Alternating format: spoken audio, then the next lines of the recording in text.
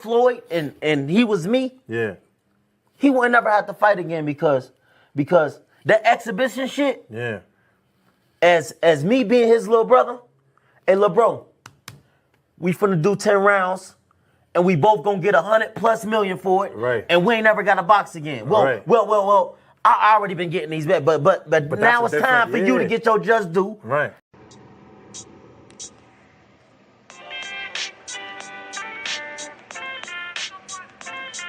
Yo, you know the deal. We back again. We never slacking. Word 'em up. Ladies and guys, whether if you drunk or you high, it's time to pay respects to the illest man alive. If you think you got a point, he'll shrink you down to size. And from there it's downhill like a slinky or a slide. Open your eyes, got a deep connection with the rise, so you might see them jump in whenever they go live. Peep it, this channel blowing up now, it's not a secret. With tons of exclusive interviews to listen to. Them other channels I hate, but yo, they missing clues. They start narratives, sip the goose and twist the truth. It don't take a rocket scientist to get the proof. Just click the live at 4 p.m. Eastern time. But when you chime in, make sure you keep it kind. But if cowards want to debate, then it's feasting time. My man Just do shine, busy all the time. Grind 24/7, 365. Videos he might have 365. My rhyme sick, they make you do a 365. You get a rich if you think you fit to survive. It's Just do boxing, time to click the live. Ain't no beginners, if you soft, you ain't down to ride. I crush you, respect too, it's Just do. He got the illest boxing show on the internet. The boy been a threat and he ain't even had dinner yet. Word 'em up. Yeah. You know what time it is.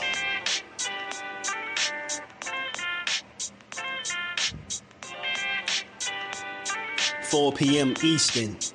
Click the link.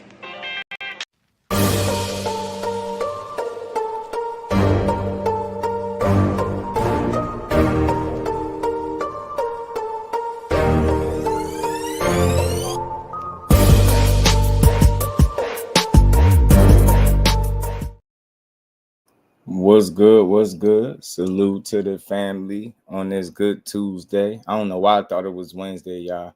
I think my day was so long yesterday. I thought it was Wednesday today. Shout out to the family. We back again to build on this boxing and give it its just due. How only we are able to do, how only we capable of doing. You already know. You catch this on the playback. Make sure you smash the like button. Make sure you sub to the channel. And make sure you turn your notifications on. Hit that bell icon. Make sure you turn them notifications on so we could build every day, Monday through Friday at 4 p.m. So pardon me, y'all, I'm a little late. But we still going to get to this boxing, you know. Where we at on the likes? 1 million. I know we getting there. Cash Sports, the box story, and my guy, what's good with it, bro? Russell in the building, Thomas Hill, my guy, Kyle Cooler, Blessings family, what's good with you, bro? Gotta reach out to you, bro. Shout out to everybody. If you know you gave me your shirt size, be expecting me reaching out to y'all and make sure y'all get these shirts, man. I want to make sure I deliver on my promise to get the family their shirts, man. BJ, what it do, homie? Technique, what's good with it? Yeah, boy, he slapped that out, didn't he? Peace to the queen, Lisa. How you feeling today? Always good to see you in the building. CJ Rich, my guy. Oh, we're going to get him. We're going to get on him. Yeah, man. He was Devin called him out for wearing that damn makeup. He was wearing Make Him Up. We're going to talk about the whole Fatal Fury presser and everything surrounded with it. We're going to talk about the corny old Ring magazine. Dropping my guy Tank out of the top 10. We're going to talk about some things, man. Even though we don't care about their list, but we still going to talk about it because it's out there. Aisha, shout out to the queens. How you feeling today? Thank Father. What it do, homie? Behind the Hands TV. What it do? And hood chilling, trying to put on. Shout out to my dog. Appreciate everybody pulling up again for another boxing build with your host with the most, the voice. You know, Just Do Boxing. And we gonna build. We gonna have some fun. The talk we had, you weren't lying. Certain people just love to hate. Hey, I told you, Thomas. I told you. And I'm gonna keep telling y'all, whenever you see me do that, Thomas, if you ever see me stop being just do and just tearing into fighters, call me out, bro. Like I'm gonna say this to everybody. Call me out. You get me, Motown 909s. What it do, homie? Boxing with 2-4.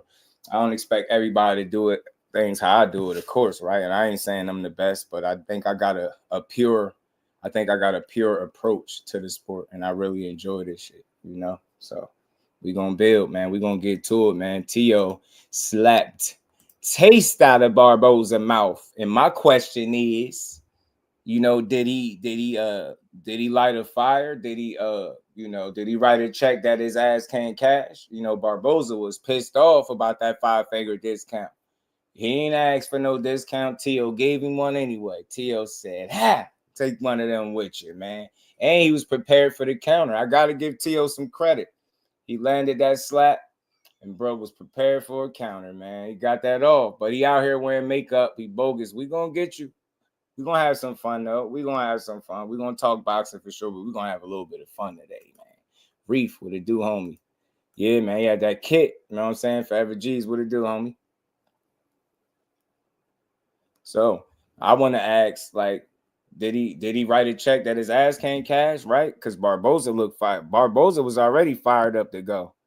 He was already fired up and ready to go. You get what I'm saying? So, I think this just took things to another level. I know that they box for a living, so they get paid to put hands on each other. They get paid to punch each other in the face. Key word, punch each other in the face, and with gloves on in a sanctioned fight. He slapped that man. Hey, Barboza, we ain't going, bro. May 2, as they calling it. May 2, you got to go in there and handle business. So I'm going to call you out when I see you. Let it hating make it. You get me? Got to. T.O. Moi. I'm telling you. Mike Mazak, my dog. What's good with it, bro? How you feeling? Still riding with Barboza? Yeah, me too. I ain't switching up. Handsway was good. Barboza keeps trying to bully him. Now, Barboza just don't like his energy, Handsway. I get you. I know what you're saying. I don't think he like his energy, bro. You get what I'm saying? I don't think he like his energy. And he, like, since the fight got made, I don't think he trying to bully him. I get what you're saying, but he see Tio as like fake, and he always talking his bravado. And like he knew, like just to be fair, Tio knew that they was gonna get in between them, because I could show you a video where Barboza pressed him and he was looking slightly uncomfortable. They did a little face off, but he still was looking slightly uncomfortable, and he ain't think about slapping him. He knew they would separate him. Like, dudes know what they be doing, though, you know. Dudes know what they be doing. Mike Ron, my dog. What's good with it, homie? Cornelius, what's good, player? Player from the Himalayas. Pugilism in the building. Barboza said opponent, but won't be surprised if Till still wins. Yeah, solid opponent. Yeah, for sure. In that back room. Remember boxing with 2-4? He approached him in that back room. Remember he was talking to him, and then he walked off, and Till said something else, and then Barboza turned around. He turned his hat to the back, and they started doing like a little face-off, but Tio ass looked a little uncomfortable. I ain't gonna lie, because Barboza was talking that talk to him. That's all. Barboza is just very consistent. He just feel like his energy he be putting out is fake. That's why he been pressing him. That's why he always saying that, like, y'all think y'all something that y'all not. I'm gonna show you that you ain't what you saying you are. But he gotta win this fight. This is gonna be a tough fight for him. Tio's athleticism could cause problems for Barboza. Respectfully, I think his athleticism could cause problems, and he gonna have to be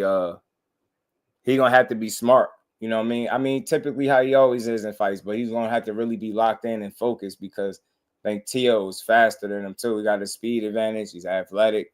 I think he got the power advantage too.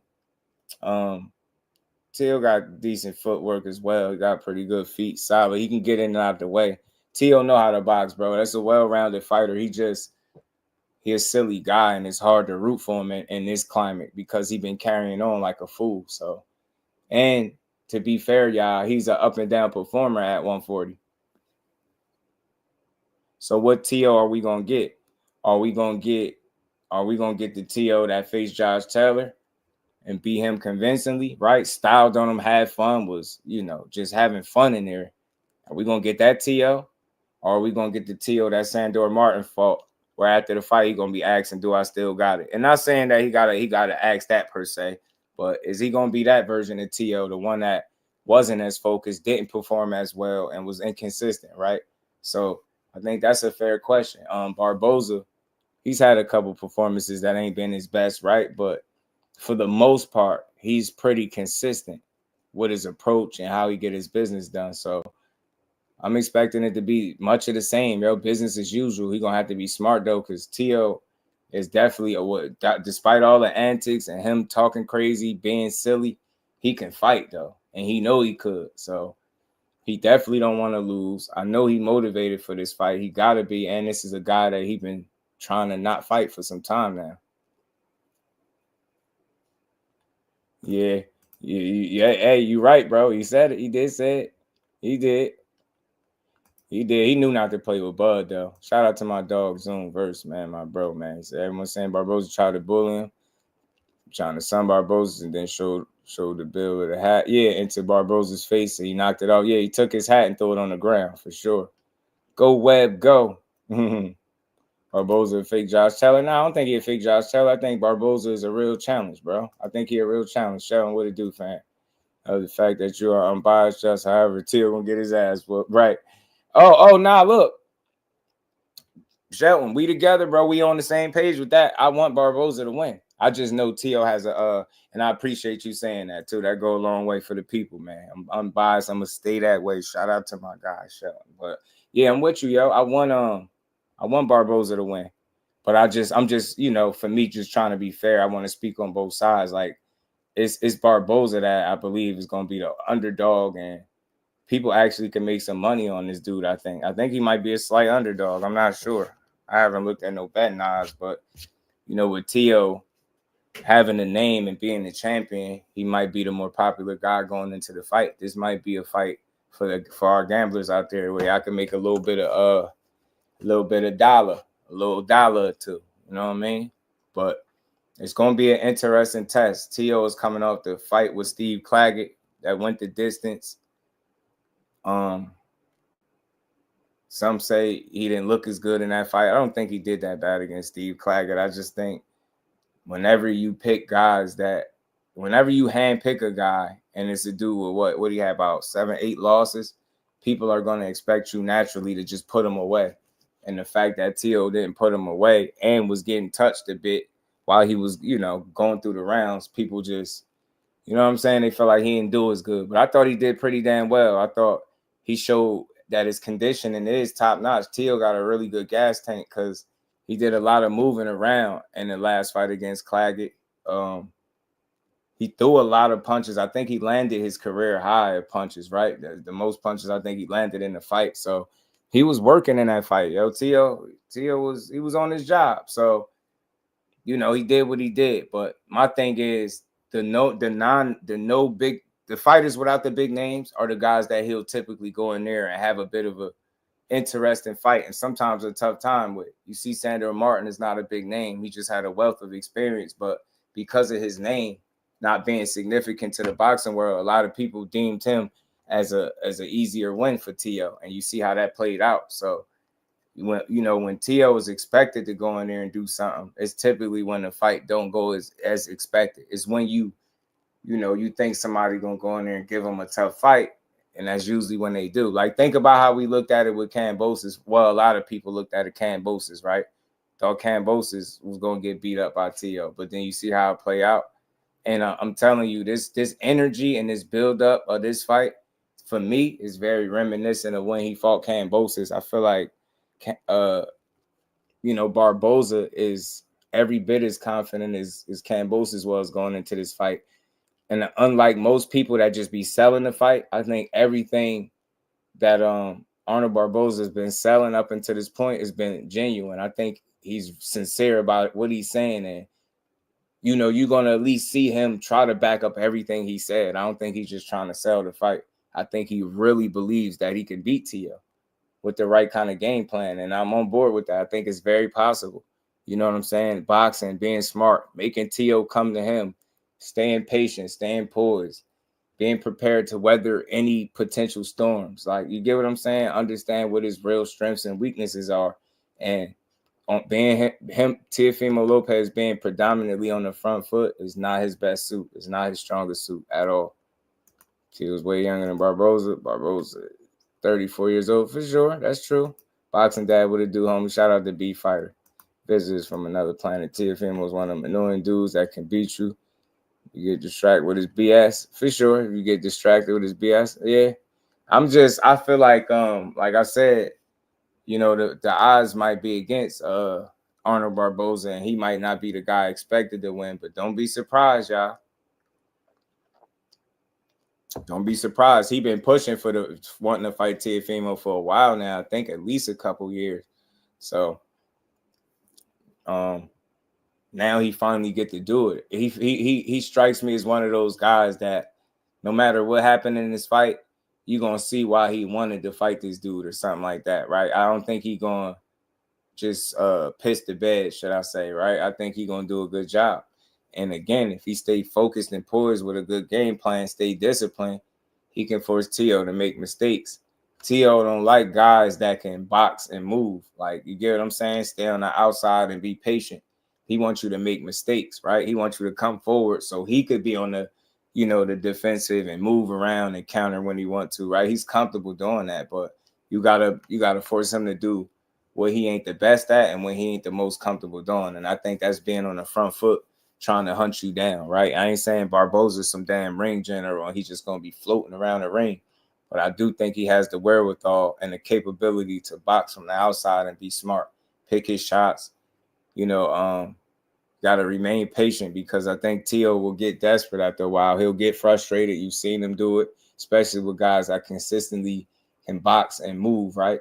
And hit him and make it, you know, difficult for him to get his offense off. That I've seen it more than one occasion. So we're going to find out in this fight if everything these guys been saying is what they're willing to back up. You know what I mean? Ozu's in the Albert Bell situation. Talib, what it do, homie? Tell you what's good with it, bro. Yeah.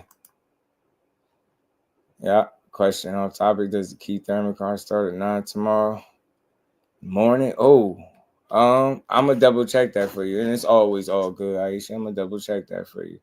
Says you think so? Is it that early?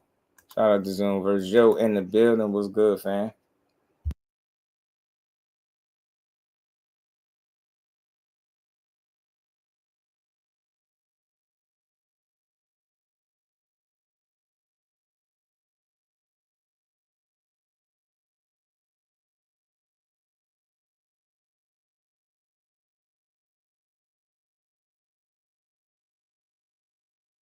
Yeah, man. What did it say? 7 p.m. That's in Australian time. So I'm gonna get the our time for you. He was telling me yesterday when I asked back. Shout out to the big homie, Hardcore Boxing News. How you feeling, Jay? What's good with it? Shout out to my JBT family, man. Much love to y'all, man. Shout out to everybody. We're gonna keep building. We're gonna keep on getting this building going. But yeah, so this was entertaining, bro. I'm not gonna lie. This presser had some funny moments aside from the slap. You know, that took things to another level. You know, when man open hand slap you, all bets are off. So is Barboza gonna be truly motivated and amped up to go out there and put hands on Teofimo, box him down? Or is he going to be emotional and allow that slap to make him abandon the game plan? That remains to be seen. I expect him to stay disciplined, stay you know, true to the game plan and stick to what works and box Teo. And it's always easier said than done. He's not no easy guy to beat, but there's holes in his game. There's a reason that show people that there's a reason he ain't been wanting to fight you. And again, it's all about being smart and limiting him and what he likes to do.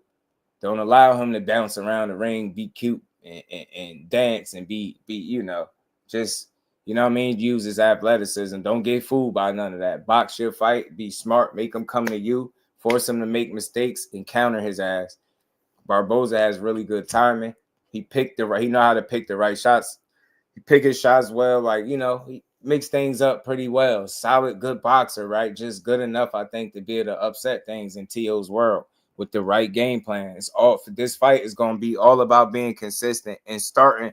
He got to start well too, I believe. I think this is his fight where he want to start strong. I don't think he want to fall behind early in this fight. You get what I'm saying? So he going to want to keep these rounds as close as possible if he ain't straight up winning them clearly, right? You don't want to allow these rounds to get away from him and Teo to build confidence because, you know, like I said, man, as his confidence grows, he'll get more comfortable, and that's not necessarily good for Arnold Barboza. So you got to keep Teo, you know, keep him thinking, counter him, be smart, be first when you need to be first, right?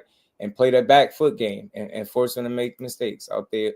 What's going on, Teo? In big trouble now in the ring with Bar. Yeah, man, Barboza might kick his, you know, Barboza might kick his, you dig? Barboza might kick his hind parts. You feel me? So Barboza might have to fight because we all remember what happened in that Ortiz fight.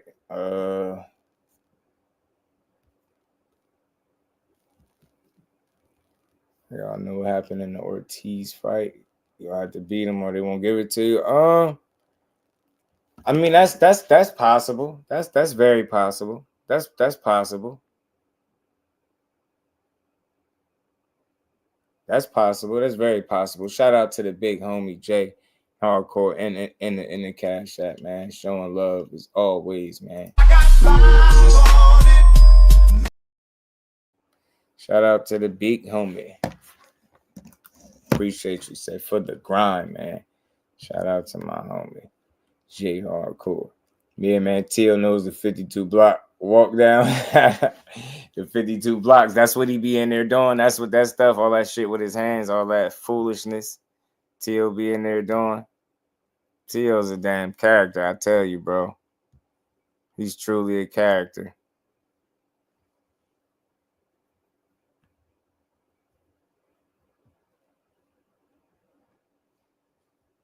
What the hell? Whatever, bro. Barboza won't let him do that. Yeah, look. So look, this fight, you know, I got the clip. I'm gonna play the slap. Because man, they had fun with this, boy. He slapped Stu out that man, didn't he? Slapped the Stu out that man, yo. He ain't had to do that man like that. Disrespected him, man. You should have seen it coming, though. These guys got to be prepared for those little cheap shots, especially when everybody's standing around. You don't want to just get caught slipping like that. And Barboza got caught slipping. He slapped him and was he slapped him and was ready for the comeback.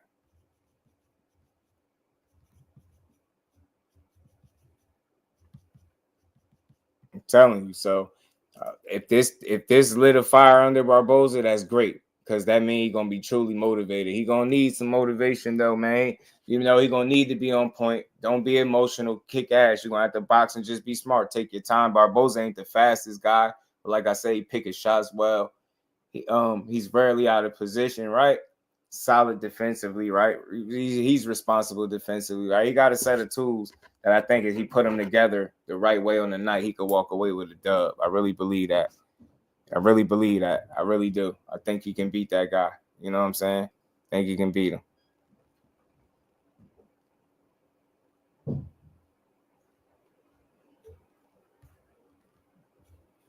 That was weird. Hit him with a counter slap. Oh, I'm telling you, bro. Shout out to the big homie, man. This early money, good old box talk. Oh, shit. Shout out to my homie. Joseph, what it do, homie? So if a man tells you to put hands on you, touch him, and you touch him, it's not a cheap shot. Nah, yeah, you don't hear me talking about cheap shots, but I know that's something he did, knowing that they was going to be able to separate him, but he was prepared to slip whatever Barboza was coming back with, and you could tell. It was just funny, bro. But I don't care too much about no cheap shots. They grown. They'd be all right. A little slap ain't never hurt nobody. A little finger slap. What up, man? This shit up, bro. This shit up, man. You better watch yourself. Nah, take that shit off. You better watch yourself. We gotta fight. You better watch yourself. Get the fuck. Watch yourself, man. Hold on. Hey, you think it's a fucking game? This ain't a game, motherfucker. What's up, nigga? Can't even stop that shit. Can't even stop that shit. What up with it? Pat. What up? Never that. Pat. Oh man, Teo's how to son him. Teo got his moment, bro. Teo got his moment, didn't he? Didn't Teo get his moment? Teo got his moment, didn't he? But I tell you what, Ortiz didn't win. Are you talking about Sandor? Yeah, Ortiz didn't win, but fair enough amount of people thought he won. And same thing with Sandor. He was on on camera question, do I still got it? So he didn't get the nod officially there either. But a lot of people thought Sandor beat him, and he dropped him twice. But I think he got credit for the one. So he definitely would have. I think he definitely beat T.O. in my opinion. If he asks if I still got it, bro, that's it for him. You know what I'm saying? That's it for him. I get all the dictated to pay stuff, but you expect him to do that, right? Against a guy that he coming in there trying to knock Sandor out. But Sandor had a plan. Sandor made it very difficult for T.O. I'm telling you. Right, he count the knockdowns. Right. He was getting countered. He getting touched up and countered. Ortiz landed more than T.O. That fight wasn't even close. Yeah, he did. Barboza can get his eyes cut early. He definitely has a chance. Oh, Barboza can get his eyes cut early. Yeah, he got to attack that scar tissue. Kello, shout out to my guy. How you feeling? You know what I mean? He can't go out like Willie Lump. That slap was vicious, man. He just said, pat. Bro, he started that shit.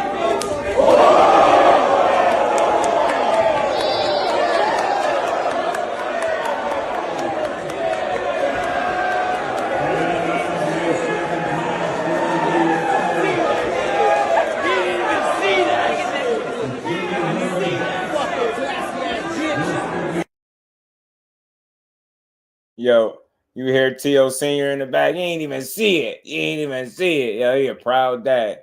He happy as hell. T.O. slapped the taste out that man's mouth, bro. He happy as hell. I'm telling you, Reef was good with it, man. All these knockdown gates, man. I'm telling you, getting crazy. Active aggression. I hear you, bro. I hear you, but I'm just telling you, a lot of people had Sandor Martin beating him. And I see why. When I watched the fight and see how he was countering him and he made him look silly in there. Wasn't getting credit for his knockdown, shit like that. So just was tough, but he and think about it, bro. After the fight, that was the fight where he was like, do I still got it?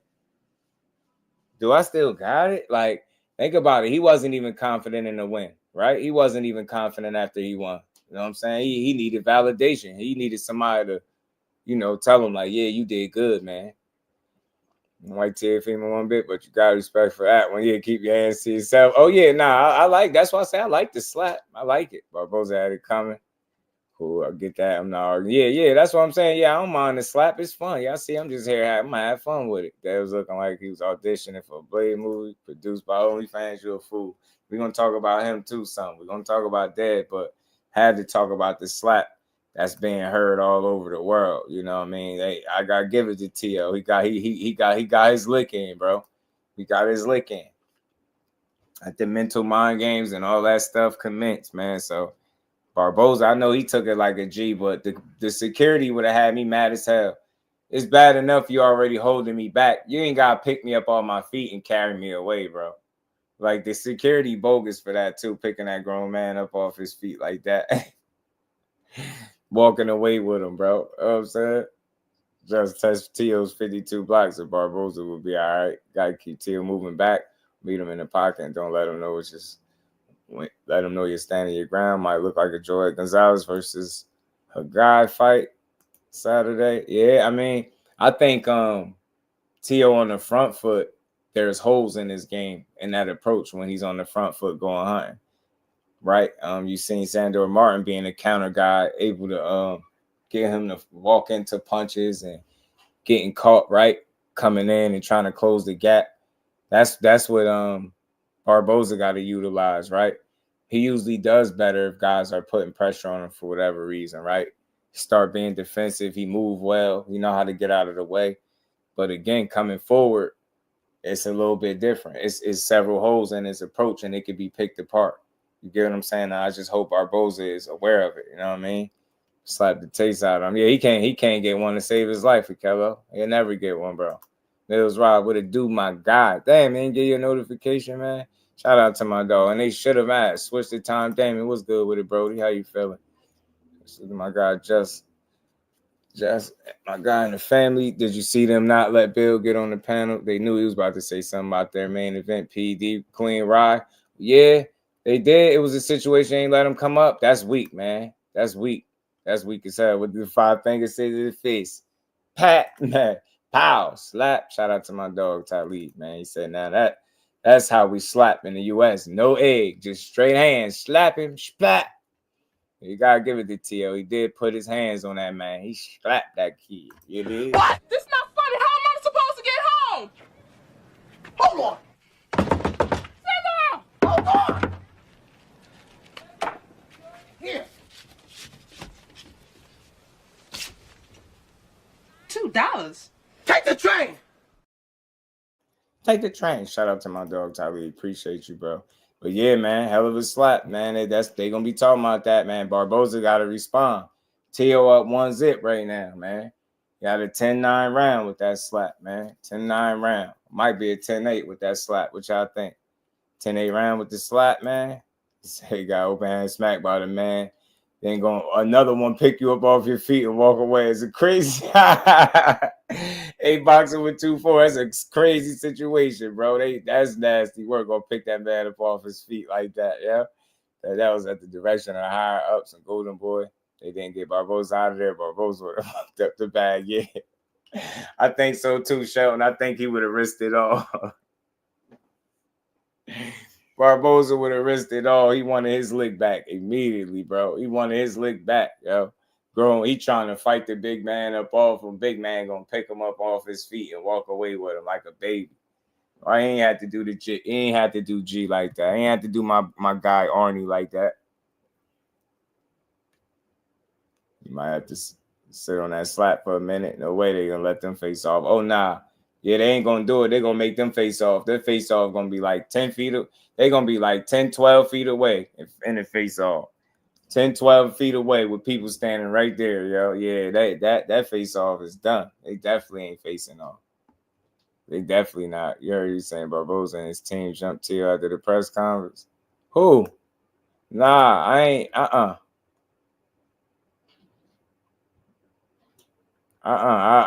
Shit. Somebody, where that's at? I love to. I mean, I ain't gonna say I love to see that happen, but shit, if it was here, I'd love to play it. I ain't hear nothing about that. Damn, his team went to work on him. That'd be wild, bro. That'd be wild. Mega Red, what it do? They were talking about it in KO chat last night. Yeah, did they? I don't know, man. I don't know. Ain't no footage. AI face off. I ain't hear about that. I know anything is possible in boxing. Barboza was pretty pissed to be getting slapped, bro. He slapped the stew out that man. I'm pretty sure Barboza ain't been slapped like that at no point in his career in none of them joints. Oh, he said that's fake. Okay, shout out to my dog, Omega Red. I figured because it would have been everywhere. Somebody would have captured it. Then he said, yeah, Bill said he knew something was up when he was given a different wristband and the security didn't let him on the stage with Dev. You notice they put Eddie next to Dev like he was a promoter. Oh, no, I don't like that. We're gonna get into that. That part, yeah. That's nasty work, bro. Damon, that's nasty work. I don't care what they say. That is nasty work. How you gonna get Bill a different color wristband like him belong up on the stage with his son? That's crazy. That's crazy. How they getting treated any type of way like they did something wrong. You get me? Like you might not agree with the lawsuit shit, but that's neither here or there, bro. Like how you gonna not allow the man on the stage with his son? But like you said, have Eddie Hearn next to him as you get what I'm saying? Like he promoting him. Dev spoke on that. He said he was up there dolo. You know what I'm saying? Everybody up there with their promoter or whatever, he was up there dolo. Jay Howard, what it do, homie? Yeah, shout out to Omega Red, man, for clearing that up, man. That had me looking for it. Just so sure it was about to type it in and be like, man, why I ain't see that nowhere? But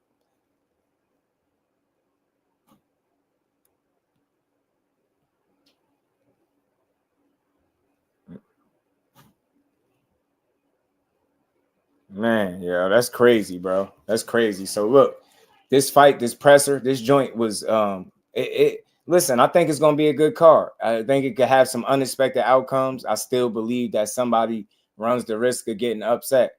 I feel like it's gonna be all the favorites on the card, and somebody might not walk out of there with the dub. I'm interested in seeing who it'd be. My thoughts, I was leaning toward it being Barboza pulling off the upset over Teo, because I think that would be an upset loss for Teo. And that one gonna sting. That one gonna hurt more than, the Kambosos loss. You get what I'm saying? Obviously. So because he's been building since then, even though some of his performance has been a little shaky at best, right? He can't afford to lose right now. He's been talking way too much. You got to think. He been going at his promoter, talking about his contract, being let out his contract, all that stuff. The last thing he could afford is a loss. You think about it, he been a nuisance. He been a thorn in Bob Arum's side, bro. Like, you try to go out, cut him out of a deal, go deal with Triller just to have to come back and deal with Bob. Like, you've been turning down fights, multiple guys being on the sideline. You turned down the Matias opportunity to be on pay-per-view. And this Barboza is a guy that you could have been fought if he wasn't begging or, pleading with Top Rank for them not to put you in the ring with this dude. Now you got to fight him. So you smacked him. I think you will be ready. I think there's going to be a tough fight for both. But let's see if Barboza got what I think he got. I think he has a chance here, but I still lean towards T.O. beating. You know what I'm saying? Julio Dawn, what's good with it? T.O. smacked the fire out of that boy. He damn sure did. Bill was pissed, bro. And I know why he was so pissed like that. Matchroom promoter was up there before we know not Rolly. That's what I'm saying. Devin, maybe. T.O. lose is going to be shoved to. I'm telling you, if he lose, Jay, all things, my dog, what's good with it, bro? Yeah, if he loses, back of the bus. Like, that one going to hurt. Shout out to Stretched Out Boxing. That one is going to hurt. 3 things you can't do to me as a man: spit on me, slap me, kick me in the ass, fam. All systems go after any of these things. Facts. So it's gonna be fun to see how Barboza deal with this moment, right? He had to get slapped. You seen he wanted to get back at him. Good thing they didn't let him get at him, because all that's gonna do is ruin the bag in the fight. The slap made it interesting. I ain't gonna lie. It's just like when Devin slapped, Ryan Garcia, but the push mush slap. But this one was more like a pow. Like, he really popped him in his shit real quick, bro. T.O. is hell for this, bro. He's hell for this, bro. He's definitely hell for this. He's definitely hell for this. Get this shit off, bro. Get that shit off, man. better watch yourself. Nah, take that shit off. You better watch yourself. We gotta fight. You better watch yourself. You better watch yourself now. Hold on. Hey, you think it's a fucking game? This ain't a game, motherfucker. What's up, nigga? Man, Can't even stop that shit. Can't even stop that shit. What up with it? Can't even stop that shit. Put him out. He's What talking up? crazy to him after. Never that. Remember that. You can't even stop that shit, yo. He was talking. This ain't a game. This ain't a game. Teo was fast on that slap. I ain't gonna lie, bro. That slap was pretty damn fast. Teo was on his game with that slap, bro. He was like, man, hold on. He handed his. He said, hold my belt. Hold my ring mag belt. Pow. Things the game. This ain't a mother game. Teo like, now. You can't even stop that shit. You can't even stop that. Like, man, bro. Let's go, Fatal Fury. Let's go. Turn up, man. Turn up, Fatal Fury. Y'all got to turn up. Y'all got to turn up, G. Y'all got to turn all the way up, G. You got people out getting slapped. You know what I'm saying? Nah, bro. Barboza, we ain't going, bro. May 2, we kicking his ass May 2. May 2, we beating T.O. ass. You know how I included myself in there? Yeah, we beating T.O. ass May 2. Come May 2, we on your helmet, T.O. We on your helmet, T.O. We ain't letting that ride, man. We gonna get it back in the ring. Barboza, do work, G. Hey, Arnold, do work, G. Do work. May 2, do work, G. Let that man slap you like that, G. Randall, what it do? I don't rock with T.O. at all. Barboza knocked his hat off his head. Yeah, Barboza took his hat off his head, just threw it on the ground.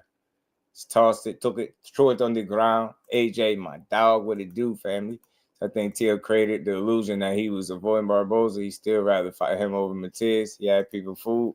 Hey, man, he's damn sure right. Damn, that's a good point behind the hands. May 2 is lit. It's hit, man. It's up. It's up, Teo. Watch your back, Teo. Watch your back, G. Watch your back. You know what I'm saying? This is going to be a good matchup. Let's see how Teofimo handles this. Let's see if he retains his titles. Listen, I expect his athleticism and speed to create some problems for Barboza.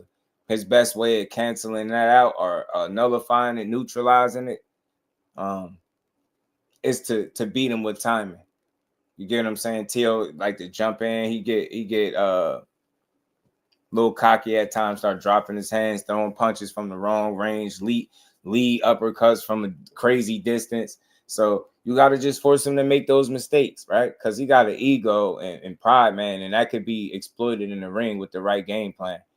And he gets frustrated with somebody that knows how to consistently box and move and not stand right in front of him, or not be available for him to clip you with those shots when he do close the gap, jump in, and try to, throw those wild ass lead hooks or uppercuts from the outside. Like, he's known to do that.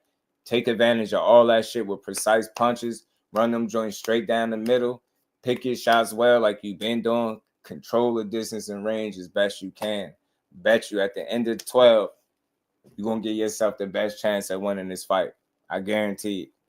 But it's going to be tough as hell. You know what I mean? Because he might want to go get Teo. And I think that's Teo, on the back foot. Oddly enough, he can make shit happen. Dude can move, box, get out of the way, like I said. And he likes to counter punch. So you kind of play into his hands if you pressing him out. That's what he wants you to do.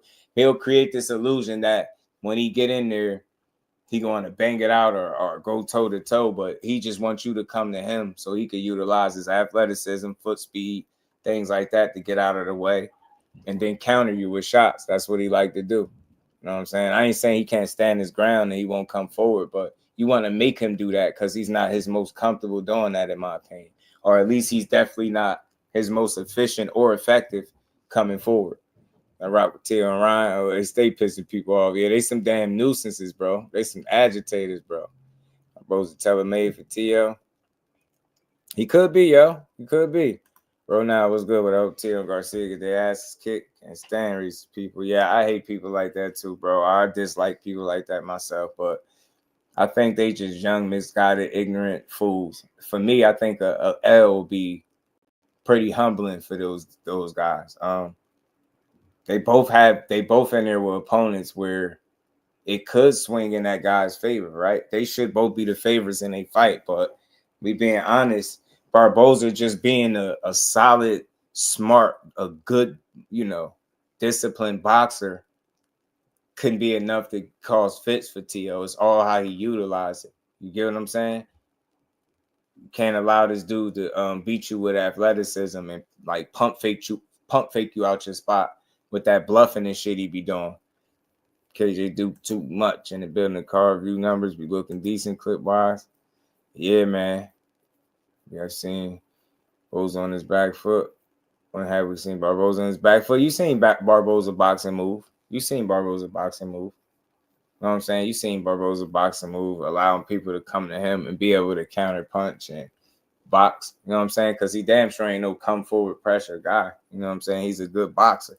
He'll stand his ground and shit like that, but he just knows where to be in the ring. But I still, I favor Teo in this fight, but I think Barboza got a shot. But if Teo blow him out the water, kudos to him. Dante's Boxing Talk, my guy, was good with it, bro. I actually look like he got sense this time. Yeah, he acting totally different, ain't he? We ain't never seen him act like that. He over here chill as can be, ain't he? Barboza better on the back foot and front foot. Similar with Teo, Tay. Similar with Teo. Yeah, we gonna play that too, man. We about to get into that. So look, I don't know who y'all picks are. Like I said, I favor Teo. I'm definitely rooting for Barboza. I understand Teo got, he been through 2 different weight classes, got, more names, more established at 140.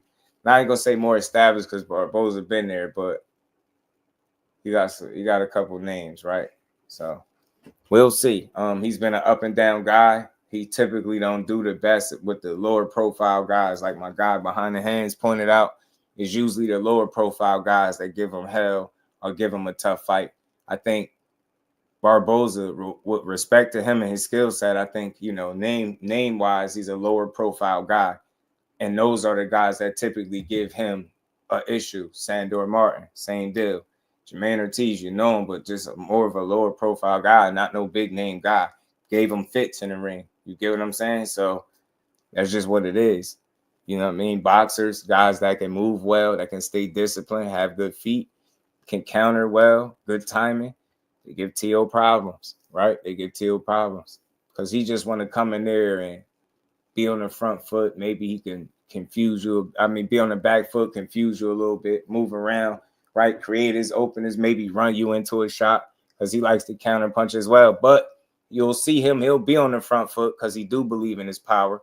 He is successful on the front foot, but I believe being on the front foot is where he'll make more of the mistakes, in my opinion, right? He's a good fighter, yo. T.O. can fight. It's not, this shit gonna be tough for Barboza. I know he's confident and he feel like he about to just go in there and do work. But nah, man, this shit ain't gonna be easy. T.O. gonna make this shit hard. He's not gonna just willingly participate for sure. Court cases will straighten you up. Kello, couple suits, man. Couple suits get hit in the pocket for a few $100,000, right?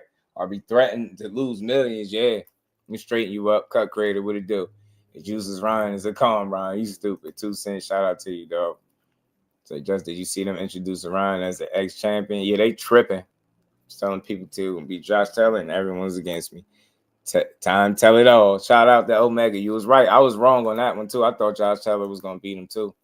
Two had 1 KO in the last 5 years. Yeah, he had 1 KO. He obviously lost to Cambosis and moved up. When he moved up, he fought Pedro Campa. He stopped Pedro Campa.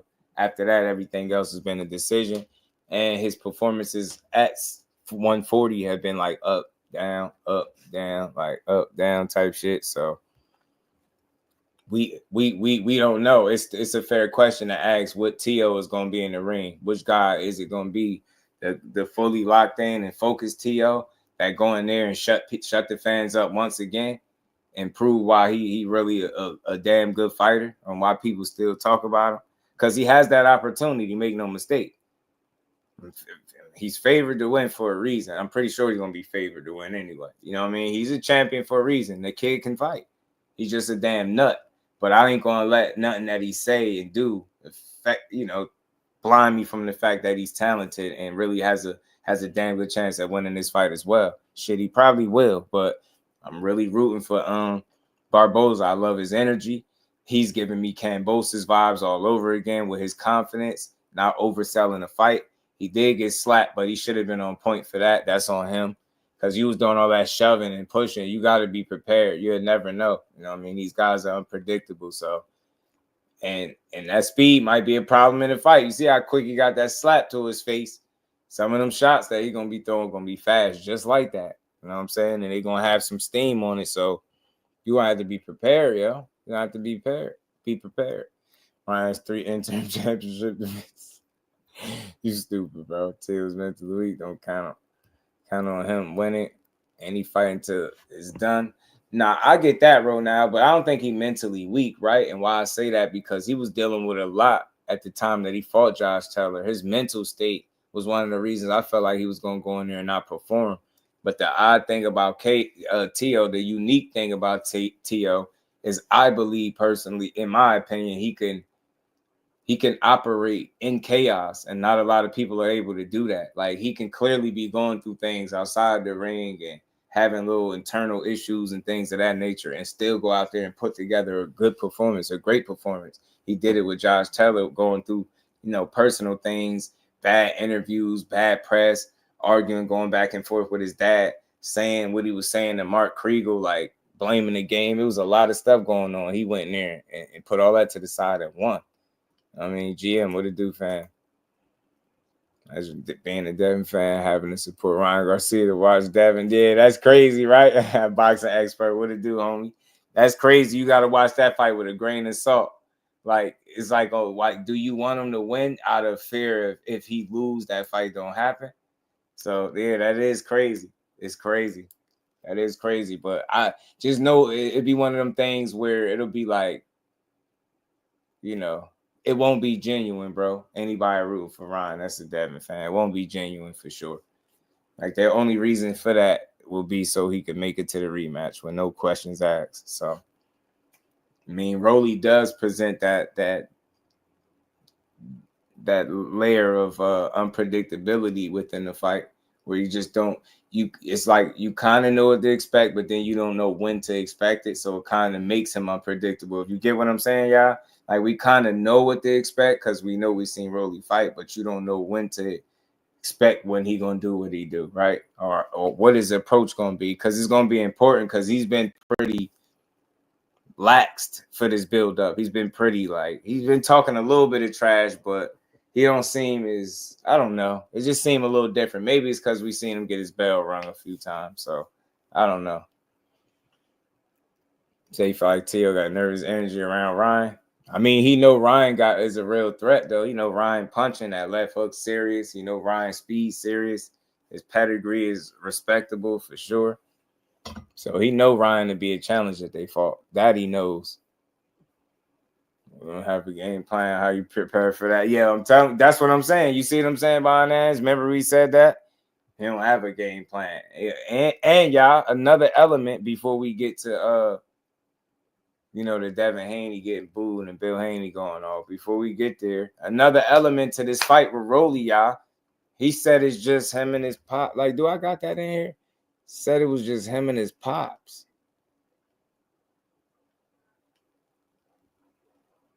Said it was just, did I have it? He was saying it was just him and his father that's training. I was like, wow, I wonder, is that a good thing or a bad thing? Like, so you don't have no trainer, dude. You don't got no trainer.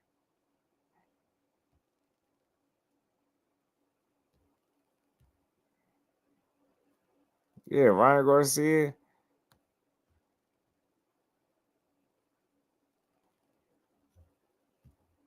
Yeah, he don't got no trainer, y'all. Hold on. Y'all smash that like button, man. Sub to the channel. Let's keep building. We're gonna have a little bit of fun today, man. Hold on, let's get to this.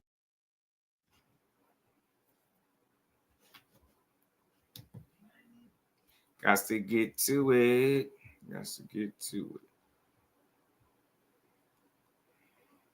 All right, y'all give me a quick second. Let me pull this up. Man, yeah, man. This shit is I think gonna be a surprisingly good card. And Ryan Garcia is only training with his dad. I think he said his dad and his brother is in his corner or something like that. I'm like, yo, I don't know if that's necessarily good or bad at this point. Like your dad. I mean, your dad, I ain't knocking him as a trainer, but you sure you don't need nobody else? Like, you just gonna go in there with your dad and like wing it? Like, I don't know. That shit could go bad, bro. It could really go bad. You get what I'm saying, y'all? That shit could go bad.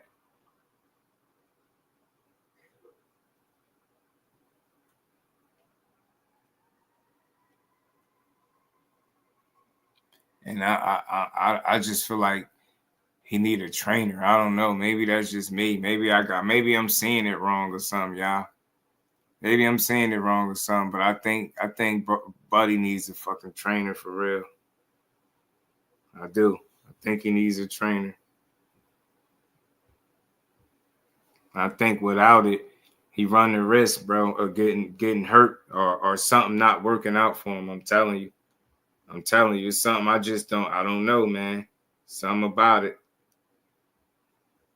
It's something about it. I'm not sure about what this, not having your dad helping and none of that.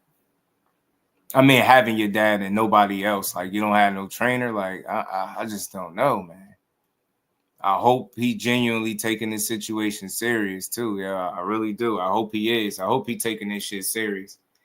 I really do. I truthfully hope he taking things serious.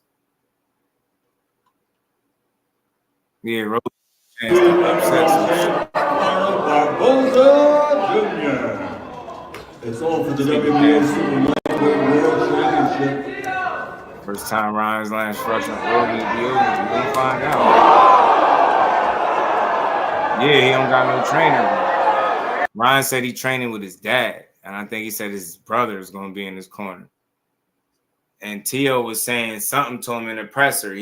Why you ain't training with Eddie? He said, I heard you ain't want to go to Lake Tahoe or something like that. And you know, Ryan said that wasn't the case. Let's talk fashion, my guy. Reboot. What's good, bro? How you feeling? Tio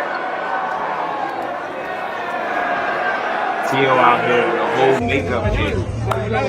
Nah, he wondered why they calling him Teofimo, boxing expert. Check him out, because he really had like eyeliner. Look at him, bro. Look, this man got makeup on, for real. Nice makeup. All right, 1, 2. Look, she said nice makeup. What up, everybody? It's Teofimo Lopez. Look. All right, 1.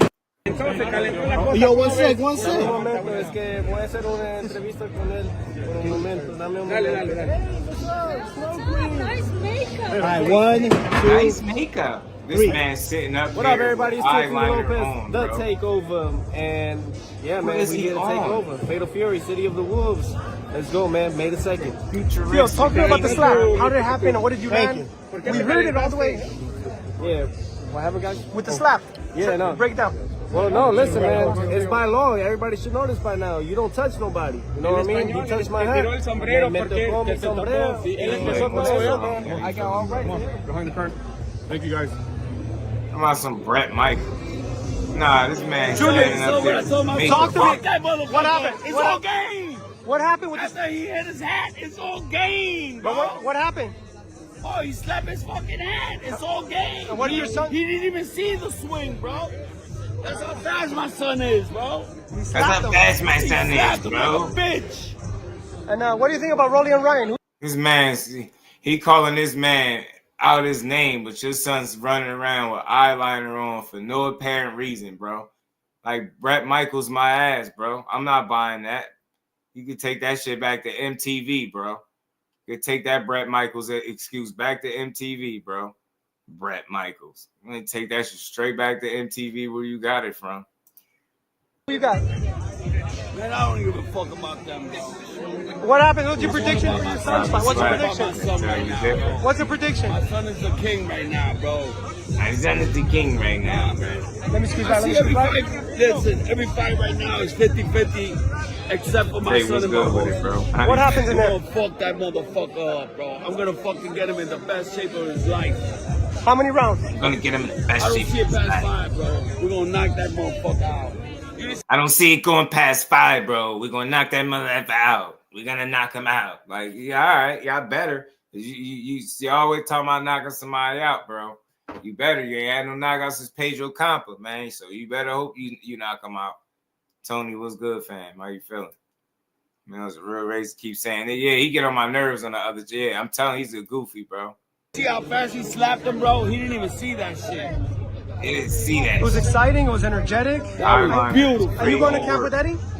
Yeah, we're gonna do camp with Eddie. You know what I'm saying? I need Eddie for a little bit of more motivation. You know what I'm saying? Eddie already knows. I was on FaceTime with him today. You know, just to make sure, just to make it. BT heavy on Tio to beat Barboza.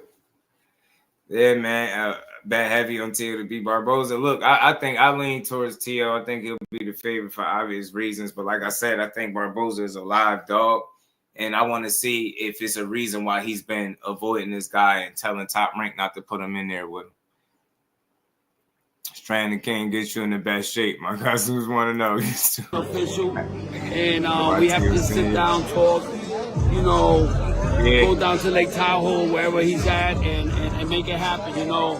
We'll start everything next week, you know, after all this shit is over with. But that was beautiful, bro. That was the best moment You have a of my video of life. it? You record it? That was the best moment of my life. Let's see. This was the best Yo, you moment of your heard that life? slap everywhere, bro. Did you see it yet? Bro, he slapped it, bro. I seen it, bro. Here, look That at was it, check it so out. bad, bro. That was like in a second, bro. I was like, ah. Hold on, Junior, look. Pushing, He's laughing, bro. pushing, they're talking. You yelled something, and here comes the slap. Right here. 3, 2, 1. Ah! With the left. He had his proud dad. You heard that all the way to the street? Yeah, because I screamed at my son. I told him, slap that fuck that little motherfucker. Slap that motherfucker. He got his proud dad moment, bro. He slapped that mother. He slapped. Slapped him, bro. Mike Tyson is gonna be in the best shape of his life. What's up, bro? Oh, sorry. We're gonna get him in. We're gonna go How you out. feeling? Go ahead. Tahoe. We're gonna do what he gotta do. He's gonna be in the best shape, bro. We're gonna knock him out. I don't see going past 5 rounds. He's not going past 5 rounds. It was like there was no shot. It wasn't like an action moment where it's like they were swinging at each other and stuff. It was literally a complete go moment of Mike. He didn't even see the slap. He didn't even see it. That's how fast Mike Tyson is. Roll the If tape. there was like some kind of Roll action the at the game now. moment, then that would be one thing. But there was like no action. You better be fast like that on Mike.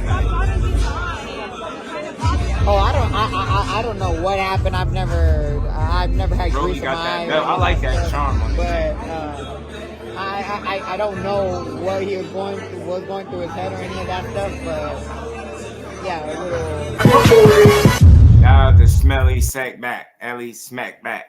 But that was cool, man. Tio running around here with eyeliner on and slapping people. That's wild. That's nasty work. I don't know what the occasion that he, I don't know what's going through his mind that he run around with that eyeliner. That's weird. I mean, Arnold, Rolly said they on some Brokeback Mountain type ish, man. He said they running around on they Brokeback Mountain ish, dressed like twins and shit, looking sus. I don't know. T.O., you slapped him. I give you that. You slapped that boy, man. You gave 5-finger discounted him, slapped him in his moat. Now we got to see what's going to happen on May 2, man. I think the stakes just raised, obviously. The fight was going to be what it was going to be anyway, regardless. But I think now, it's added motivation for Barboza. You got slapped, bro, and you're going to have to sit on that. You're going to have to think about it. You're going to have people tagging you, reposting the slap. You know what I'm saying? Like dropping it in the comments on Twitter. You're going to have to deal with all of that for a while. So I hope you allow it to motivate you between now and in the fight and go out there and put on the best performance of your career, because I truly think in order for you to beat T.O., you're going to need that. I think anything less than your best performance of your career might not be enough to beat T.O. You can't bank on him having a down performance. Like I said, this dude is strange, and he got a unique way about how he's able to deal with things in his personal life and still go in the ring and perform at a high level and get, a big win. Josh Taylor was one of the biggest wins of his career, and he did that, going through several things personally. So I thought I was impressed by that. Now, I know some of those same things might still be lingering, but he seemed like he's in a better space mentally, right? He don't seem like he's wearing it all on his sleeve, right? He's been having fun. He's been talking crazy, trying to promote the fight, all this little stuff. So I think he's been enjoying the ride. So I think he'll be able to go out there and perform. Now, again, it's always the guys that you expect him to mow over is the ones that give him the fight. So let's see if that's the case with Arnold Barboza. Like I say, he got a solid set of skills. The man can box, know his way around the ring. You know what I mean? Decent feet, solid defense, right? He's a good fighter. You know what I'm saying? He's been waiting, constantly putting in the work, waiting for his opportunity to get a title shot. And here it is. And I know that in and of itself has to motivate him. And the title shot is against a guy that you've been wanting to put hands on for years. So you got to make that shit count. You run around here, you got slapped in the face by a guy that you've been wanting to beat up for years. So you got to eat that. Not to mention he's running around with full-blown eyeliner on his eyes. Like, I don't even know who he think about this. He sat down and allowed somebody to apply eyeliner to him like a female and then proceeded to slap you in your face after you threw his little cowboy straw hat on the ground. Like, the levels of disrespect that he dished out with that slap with eyeliner on is diabolical, bro. We talk about nasty work. That's nasty work, crazy work, bogus work, outrageous work. Like, you got to go in there and whoop his ass for that. I ain't even going to hold you. I ain't even going to hold you. The fact that he slapped you with the liner on, you got to beat his ass, bro. You got to whoop his. Yeah, he on some weird shit running around here dressed like a damn athletic biker and shit. Zesty athletic biker with eyeliner, bro. Like, nah, you got to kick his ass, bro. You got a bandana with an open cowboy vest. You got a Stone Cold Steve Austin leather vest, no shirt on, armpits out, free as hell. He got a bandana tied around his damn, his arm. He foolish as hell out here. That man foolish as hell running around, whole lot eyeliner applied, sat down and said, yeah, he allowed somebody to sit down and play with makeup on him. And he justified it. Devin Haney got on his ass about that damn makeup too, bro. Anyway, I never seen Barboza looking elite like ever. Shout out to Let's Talk Fashion. Nah, the thing is, I don't think you truly have to look like super elite, right, to beat him. No disrespect to him. I think Barboza is just a rounded fighter, right? A solid guy that can box and give you issues, right? He's a guy that you expect dudes to be able to beat him, like Catterall, for example. You see, you get what I'm saying? You fight him, but he outboxed this guy. So he's the kind of guy that he don't jump off the page at you, Remo. He don't look super crazy. It don't look like, oh shit, all right. But if you pay attention closely to what he do and you look at some of the things that trouble Teo, Barboza should be able to emulate some of those things on fight night. It's just a matter of how consistent will he be implementing those same things and will he be able to fully take advantage of Teofimo's flaws, right? Or will the levels in talent be too much? With Teofimo's speed and athleticism win him over, right? So we're going to see. But, yeah, he's not a super, like, crazy, you know what I mean? When you watch him, he jump off the page. Actually, it's not that big, Supreme. Shout out to my dog, man. How you feeling? So, yeah, I agree with you, though. It just, like, when and that's why for a while, bro, it took me a while to get to this point, Remo, because I was kind of knocking him, too. Mr. Empire would do. I'm like, I feel like he been avoiding Barboza to a degree, but I feel like you can beat this guy, right? But then I started watching Barboza more.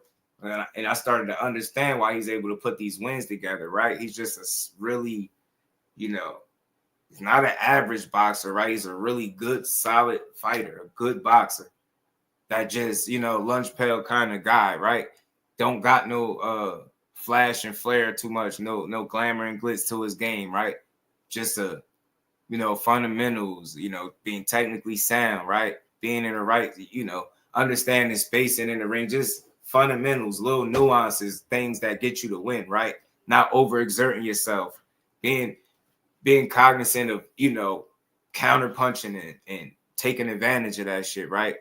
As well as being able to create openings, right? He don't do a whole, it don't look super crazy, but it's effective is what I'm saying. I said all of that to say that he's effective as a fighter, right? Just being a boxer, a good boxer. So, maybe he going to have to raise his level and be really sharp. Like I said, he going to have the best performance, I think, of his career personally to beat Teo. Because he don't want to just look good against him and do well. You want to beat him. And I think for you to be able to truly put yourself in that driver's seat where you're able to say, yo, I beat him, I think it's, I think you're going to really, really have to buckle down and get some done, You have to buckle down, focus up, and really execute at a high level. And it's not going to be easy. You know what I mean? Yeah, Steve Claggett was touching on him for sure. You know what I mean? But Steve Claggett, Mr. Empire was good with it. He throw punches himself. So he was just pressing, and that to a degree was falling in Teo's hands. Now, yeah, he was able to create some openings himself because he was throwing a lot of punches against Teo, but Teo threw a lot of punches as well in that fight. He had a good high punch output, and I think he landed a career high punches in that fight against Claggett. So he did some things very well. He shows you got the conditioning if you push him, but again, the thing that Claggett was doing was falling right into Teofimo's trap, pressing forward and trying to be the aggressor and things like that. And I understood why he was doing it. I think with Teo, you gotta make him play chess with you. You gotta try to beat him, be more patient than him, right? Try to create your openings, take what he give you, force him to make mistakes by coming to you. You know what I mean? He'll get a little impatient, overzealous. He'll get a little eager to get his work off, get frustrated a bit, and you could take advantage in those moments. Chase Gotti, a fool. You said get your face beat and then slapping a man is crazy work. What is boxing coming to, Chase? Man, he sat down in the chair and said, do my eyes. Like, he really sat down in the chair and told somebody to do his eyes, y'all. Don't ever forget. I'm definitely not rooting for you, Teo. Barboza got to kick your ass for real. The eyeliner with the slap is absolutely extremely wild work. Gotta take care of that, May too. Got to. Yeah, boxing expert Claggett was pushing him. Claggett was truly pushing Teofimo. That's the thing with Barboza. He don't have the output that Steve Claggett does. So I think it would be in his best interest to, you know, try to slow down the pace and force Teo to make the mistakes that way. Similar to some of what Jermaine Ortiz was doing. Picking the right shots, countering, and forcing them to make mistakes. Allowing them to get eager, overzealous by just being impatient with not giving him what he want. That's what Barboza got to find a way to do. And he got to do it early. Find a way to not give Teo the looks that he want. That will frustrate him, which will then in turn create, I think, opportunities and mistakes that on Teo's end that Barboza could take advantage of. I just hope he's smart enough to, you know, handle business accordingly. I just hope he's smart enough. You get what I'm saying? I really do. Hope he's smart enough, man. Hope he's smart enough. But we're going to see. I think this is a great fight. Let's see how good it's able to be. It looks competitive on paper. Let's see if Teo just going to walk through this guy and make it look easy. If he do that, much respect to him, because I think Barboza, scrappy dude, right? He ain't going to want to lose. But like I said, I think Teo's athleticism and his speed might cause a problem right off the bat. And the game plan that Barboza brings into the ring, obviously, is going to be one of the most important aspects. How he approaches a fight with Teo. Do you force him to be on the front foot more with your approach, right? Do you force that, or are you in there trying to make the fight because you're eager to put hands on him, and you really think you that much better than him? Don't allow bravado or any form of underestimation in any way, shape, or form, like cause you to fight the wrong fight. Be smart. You might think Teofimo and this and that, but that man is talented. He's very athletic. He got speed.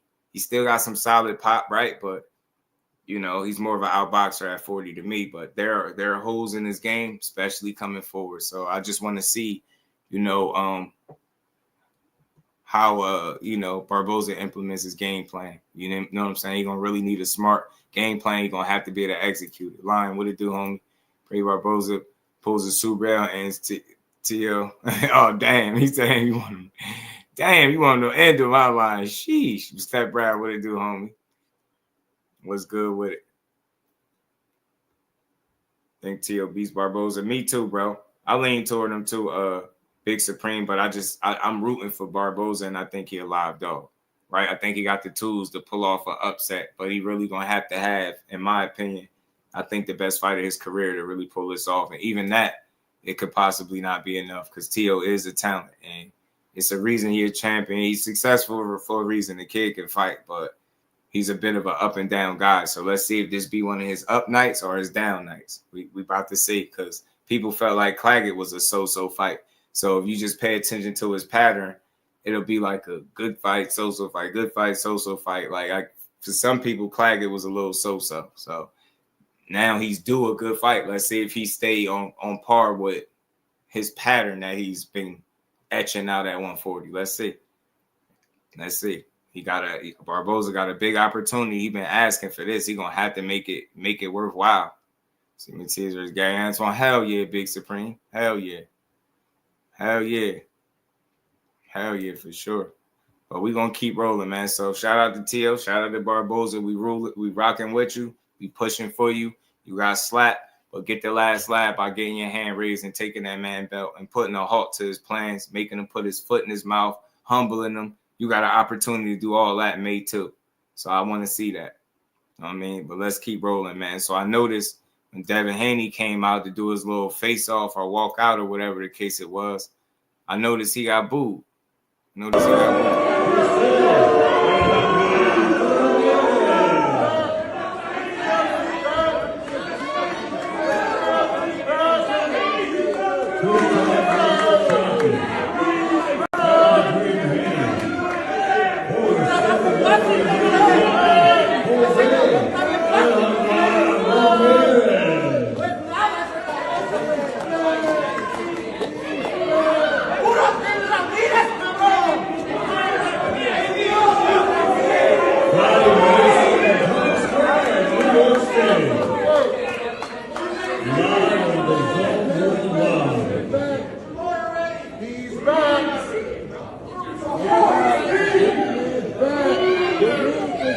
saw Jose Ramirez flexing like he did. Boy, flexing like he buff as hell or something. Shout out to Fight Hub always for the clips, man. Shout out to Fight Hub. But man, you see Jose flexing and shit. He started turning to the side. He took his jacket off to flex in a baggy t-shirt that was tucked in. Little ass lower body. Bro was funny as hell right there. Ramirez funny as shit, man. He look a lot bigger. Hey, but look, we're gonna talk about this, right? So this is also another fight on the card, man. Look, they've been going back and forth, exchanging words throughout this build-up. Devin Haney has been very like it seemed like he's locked in, right? He ain't focused on selling no fight at all. I think he focused on really getting back in there and proving to the people and himself as well, anybody else that may have doubted him, that he's still the same guy, if not better. We're gonna get into, one of his clips when they were talking. So I noticed, like, as he came out, you heard it right from the beginning. You heard the boos. They was booing him. You get what I'm saying? It was booing him.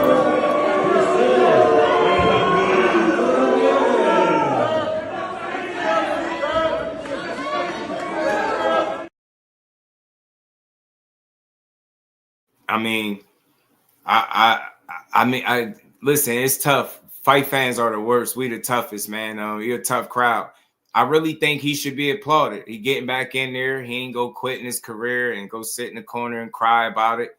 Like, he made peace with whatever happened as far as the PED situation, right? There's nothing else he can do about it. He can't rewind it. He can't change the fact that he got dropped 3 times officially and would have lost the fight had it not been for Osterine, right? He had a tough 12 rounds with Ryan Garcia, but he did a lot of good work in between those rounds where he wasn't getting knocked down. So we know this fight is building up to be for the rematch with him and Ryan, and that's what he want. That's what Ryan's saying he won as well, but they both got to handle business, so nothing gets in the way of that rematch. And I think, I don't know. I see more of a reason to salute Haney, man. I don't see no reason to boo the man. The lawsuit shit, all that stuff is over with. They moved on. That shit is dead. They not focused on that. He focused on fighting. Show that man that y'all still supporting him after a tough fight, with a guy that cheated him, no matter how it got in the system, it was in there. Devin ain't do nothing. He made weight. Even if it was a tough weight cut, he still made it, went out there and fought as hard as he could, kept getting up from that left hook every time he got sat down. You get what I'm saying? Face all swollen, looking compromised. He was looking bad, but he kept fighting, and he made it. He finished the fight on his feet. Although many questioned the fight, why the fight was able to be continued, and it should have been stopped. And I get all of that. But now that's water under the bridge. That's April 20 of last year. Now he in the next year. This week he gonna be fighting in May. It's gonna be a little bit, it's gonna be a while that he's been out the ring. Over a year, you know what I mean? Be over a year for sure that he's been out, but hopefully that time off has given him opportunity to recuperate mentally, physically, emotionally, right? Get in the lab. He said he's been working quietly. Hopefully that he's been putting in not just hard work, but smart work. And I'm rooting for this kid's comeback. You see the reception that we give our fighters, like, for just going out there trying to put on. And I get it. You ain't got to like everything about him. But like I said, what's the reason for booing him? He fighting Jose Ramirez. They both in similar situations where they can't afford a loss right now. Because in the minds of people, even though Devin is still undefeated, they still remember April 20. You know what I'm saying? So they feel like that's still a loss regardless of what the records say. So another one would hit like a back-to-back loss. You get what I'm saying? Even though it would be his first official, if he took an L, it'll be like back-to-back losses. So he can't afford it, and neither could Jose Ramirez. He's older. You know what I'm saying? He's at a point, what is he, 32? He's at a point where this could be back to the drawing board and back to the beginning, back of the line. You get me? Where he don't need to be. So both of these guys are in situations where a win is a must. A win is very necessary. And I know from experience, when fighters truly understand what's at stake, they have a tendency to fight like it. Now, whether or not, Jose Ramirez still has enough to make this fight dangerous for Haney remains to be seen, but we're going to find out soon enough, right? But like I said, I just don't understand why they boo him. It's just there's no real reason to do it. I mean, the kid is trying to bounce back. You know what I'm saying? Salute him, bounce back, cheer him on, see what he look like, and go from there. But I applaud him. Get your ass back in there. You took your time off. Now you about to get you a shake back fight, as I thought you should have done. This fight is a little bit different in terms of level, right?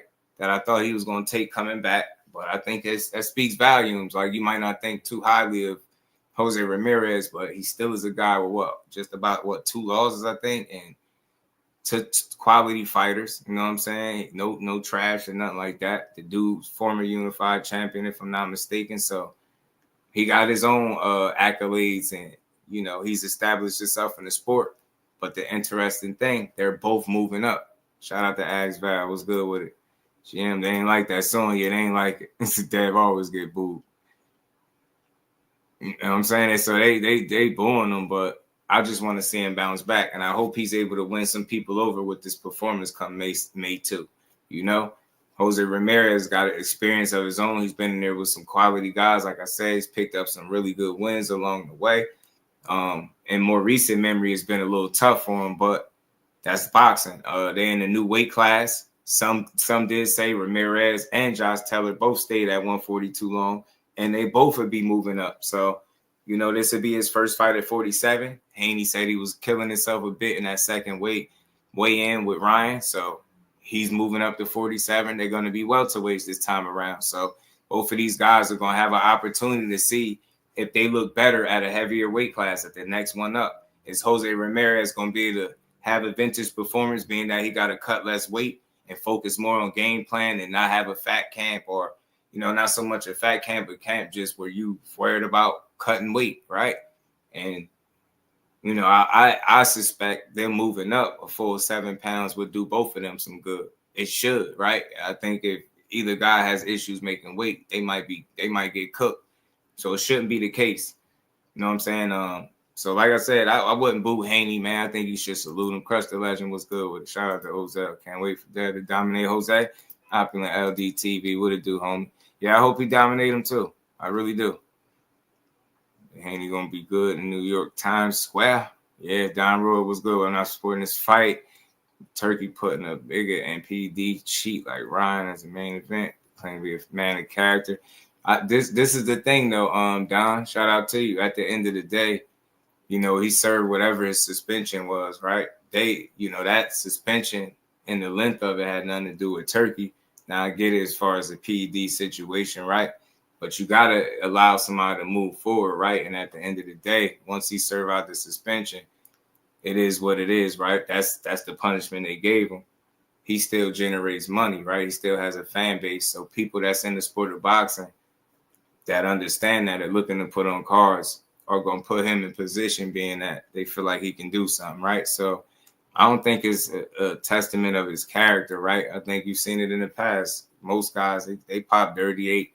They still get opportunities, but as long as you served out your suspension and you clean from this point forward, you get what I'm saying? That PED stuff going to follow him forever. But as far as, in terms of boxing, they ain't going to hold that against him permanently, right? He's still going to get opportunities because of, potential revenue he's able to bring, right?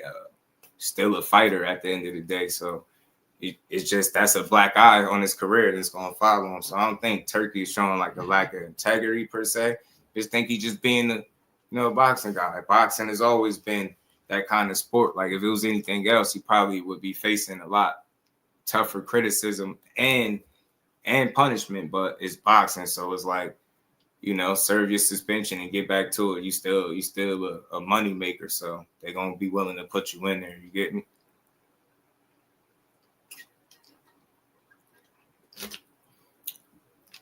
I come clean and wasn't a big guy would understand.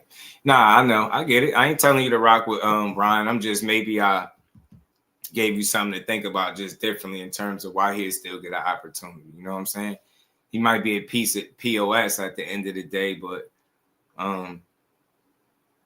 it's that money moves the sport. You know what I mean? The money makes the sport go round. So that's the fortunate thing for him. The fact that he's able to be a ticket seller, still has a fan base, a big following and shit like that, social media presence, right? People are still going to be willing to work with him. And there's some people that feel like he could have made an honest mistake, that it wasn't intense a lot. So you just never know. But I think at the end of the day, the fact that he's still a ticket seller, people have interest in him, is gonna always be one of the sole reasons that he get an opportunity.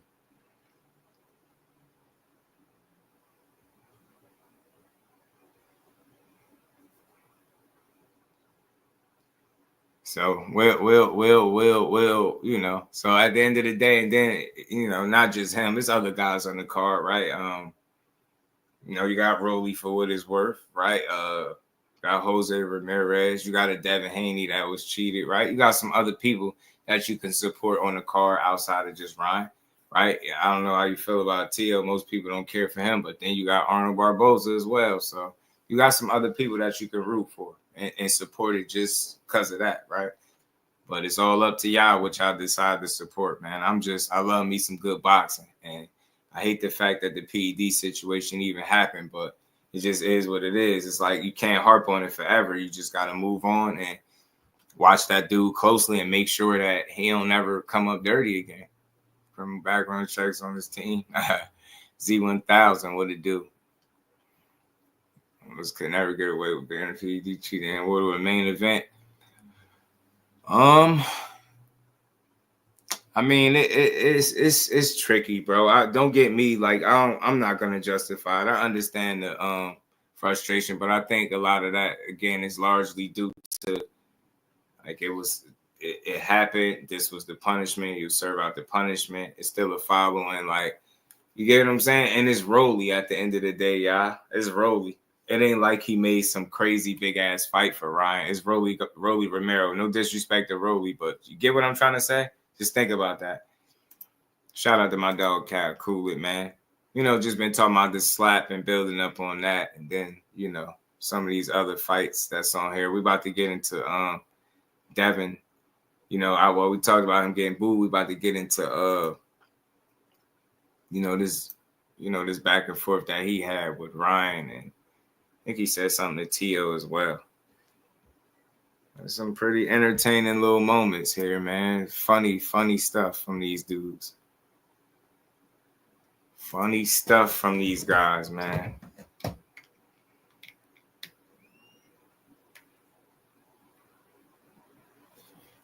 So I just want to show y'all what Dad was talking about, man. But yeah, I'm rooting for this dude, man. I'm rooting for him. He ain't have a whole lot to say, and it don't look like Devin's been focused on selling the fight, which I ain't tripping on.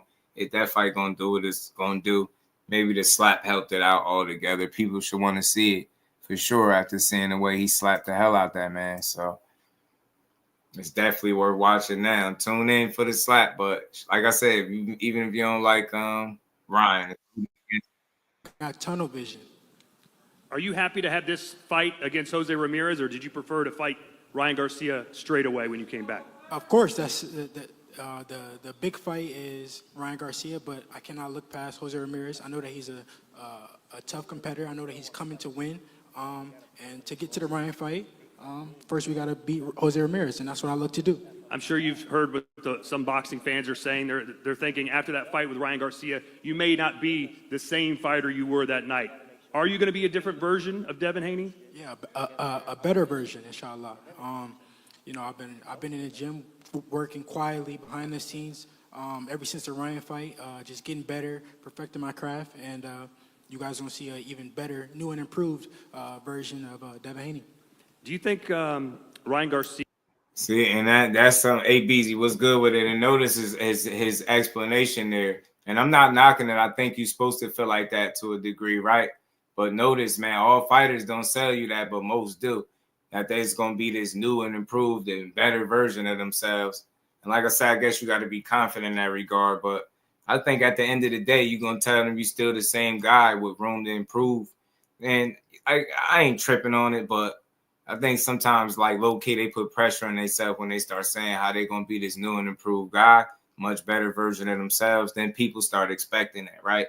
And then the minute you look like Devin Haney, which ain't nothing wrong with looking like Devin Haney, then they're going to critique that, right? They already going to critique you. But if you set their minds to thinking they're going to see something that they don't see, then you're going to leave that door wide open for the criticism, unfortunately, because that's how boxing is. But let's see what version of Devin he is. Hopefully he's still Devin Haney. As long as he's still Devin, That's good enough for me, and I think that's good enough to get the win. But if he's an even slightly improved version of himself, then that's great. That's even better. His punishment fit the crime? Do you think 1 Like year was me good enough? training Are his you top at peace tier. with that now?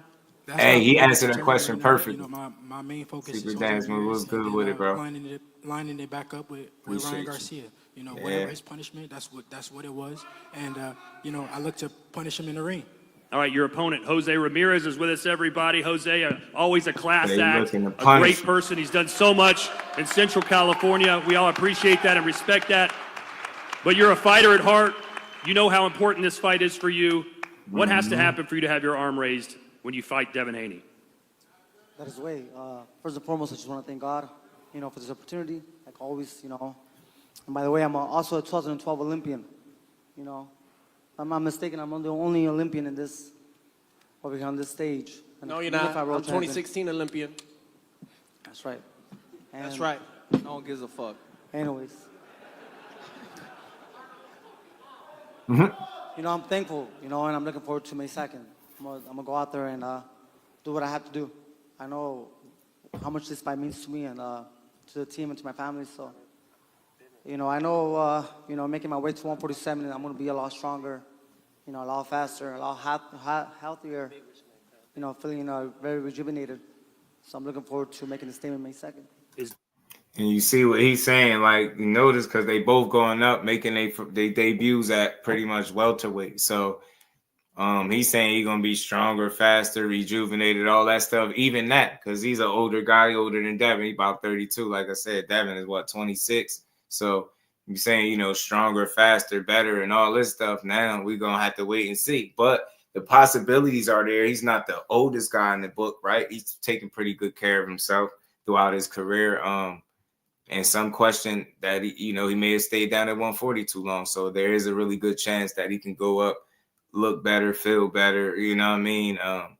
If he can be anything like the Jose Ramirez we know, with bringing the pressure, with the two-handed attack, going to the body, jabbing his way in and shit like that, it's going to get really interesting. But if he's look like a faded fighter, a shell of himself, and Devin's still Devin, that's all bad for Jose Ramirez for sure.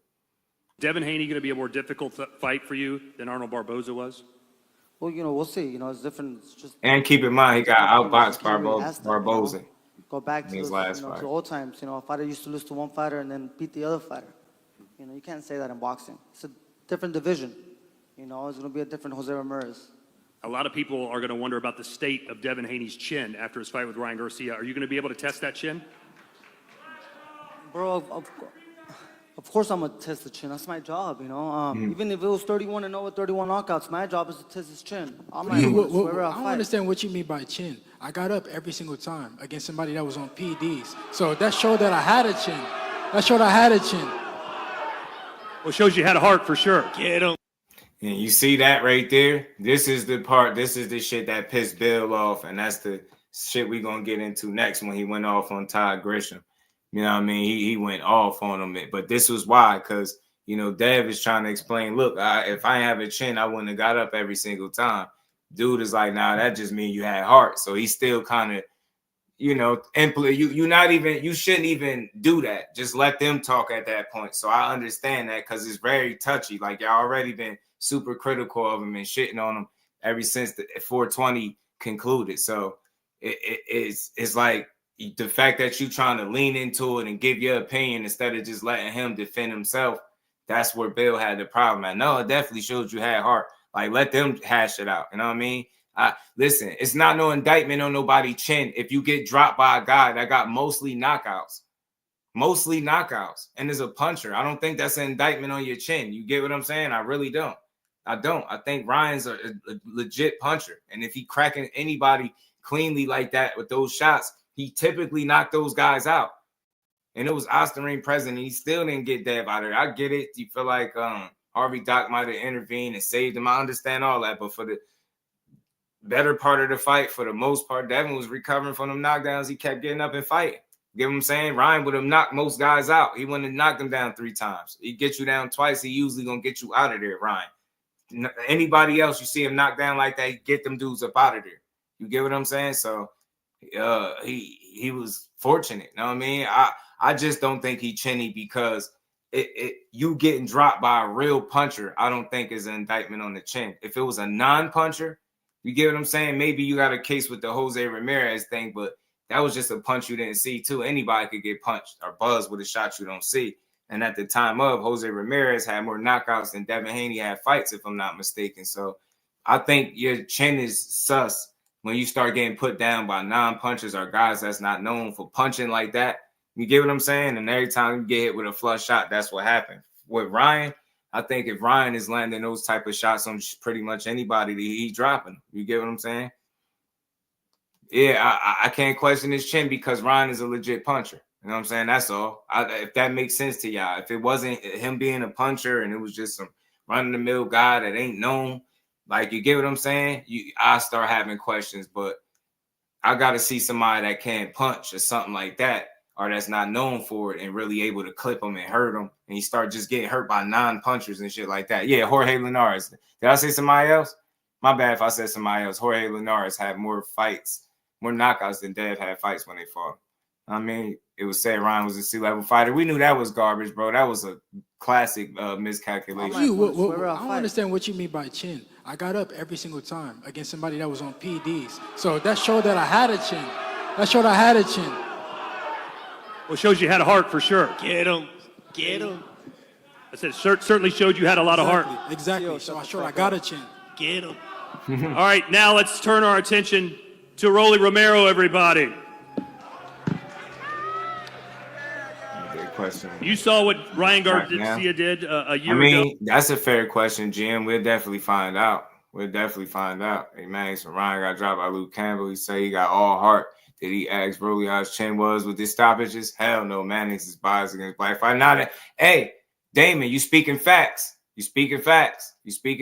Rolly was getting punched all around. He had a bad stretch, getting dropped in sparring and all that. You know what I mean? Seen him drop before. But yeah, that's what I'm saying. Like, up until that point, you never seen Devin Haney drop. You just seen him buzz by a punch in like the end of the 10th round that he didn't see from Linares. You get what I'm saying? So I don't necessarily think he's chinny just yet, right? I got to see more people being able to hurt him easily, right? Being boxing, what's good with it, bro?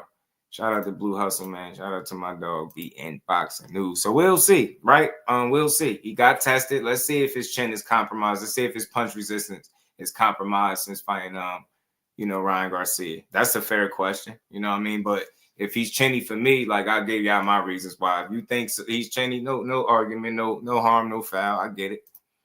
How concerned are you with that left hook that he is so proud of? Not very concerned at all. At all? At all. You're going to defend it? You're going to stop it? How do you counteract it? That's what pissed Bill off. You move the fuck out the way. You said earlier today when you're talking to the Ring Magazine that Ryan Garcia is not chasing championships. He's basically just wants to be a model. What did you mean by that? Well, he didn't make weight for his last 4 title fights, and he didn't even try to make weight with Tank, so yeah, you're not chasing a belt. But we'll see. May 2nd. What's the game plan to beat Ryan Garcia? I already got a game plan. I didn't have one when I whooped his ass, so... Are you talking about in sparring? Yeah. How many years ago was that? 8. And you think that's relevant to this fight? You think you learned something back then you can take forward to this fight? No, I wasn't really trying to learn that day. I was trying to whoop his ass, that's all. All right, how about we hear now from Ryan Garcia. He's back, ladies and gentlemen. Ryan will knock Rolly out. He might. Ryan, first of all, just your thoughts on Rolly Romero. He really might get rid of him. He might get him in the hell up out of there for sure.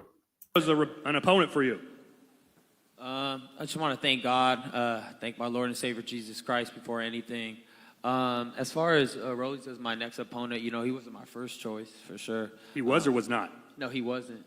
It was Pitbull Cruz, but things played out a different way. But I'm really focused on just whooping Devin Haney's ass again. That's all I'm really worried about. So just to not even redeem myself, but cement that bullshit fucking Austrian bullshit. You know, which you probably did set up. We know you did that. You know what happened? Where's your little brother? Is your brother in the house? Because your brother knew before everybody else, and you don't answer that question. My little brother right there. Okay, so how do you know before everybody else? You know, corruption at its finest. Corruption at its finest. They couldn't take the loss. What's up, man? I know y'all see you. I don't want to touch that. I don't know what you're doing with. That's definitely true, Cal. That's true.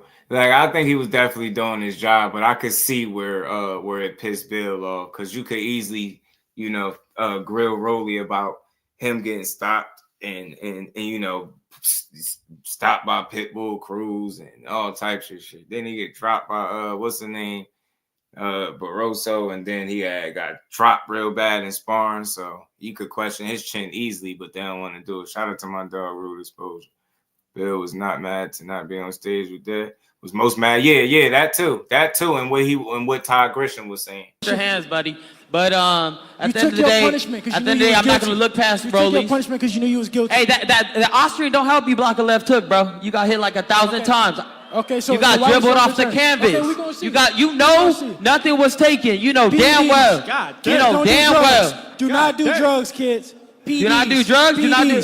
Okay, hey, he had that in his back pocket the whole time. Get him. PDs. Rolly, he just said he's looking past you to fight Devin Haney. His batteries on his control died. I think Devin should get the fight again. But he said he's not even worried about you. He's not even thinking about you. He's looking forward to that fight, that you're just going to be a bump in the road. He could think whatever he wants. He knows me too well, so. How easy is it going to be? How long will Rolly last with you in the ring? Facts. There you go. He answered it for me. About 2 seconds. Nah, I mean, he's going to come to fight. I'm not taking him lightly or anything like that. You know, I'm still going to train my best. But, you know, everybody really wants to see the rematch, and that's where my heart's at. So I just got to, you know, prepare well, and I know I'm the better fighter. I'm going to knock him out, so that's it.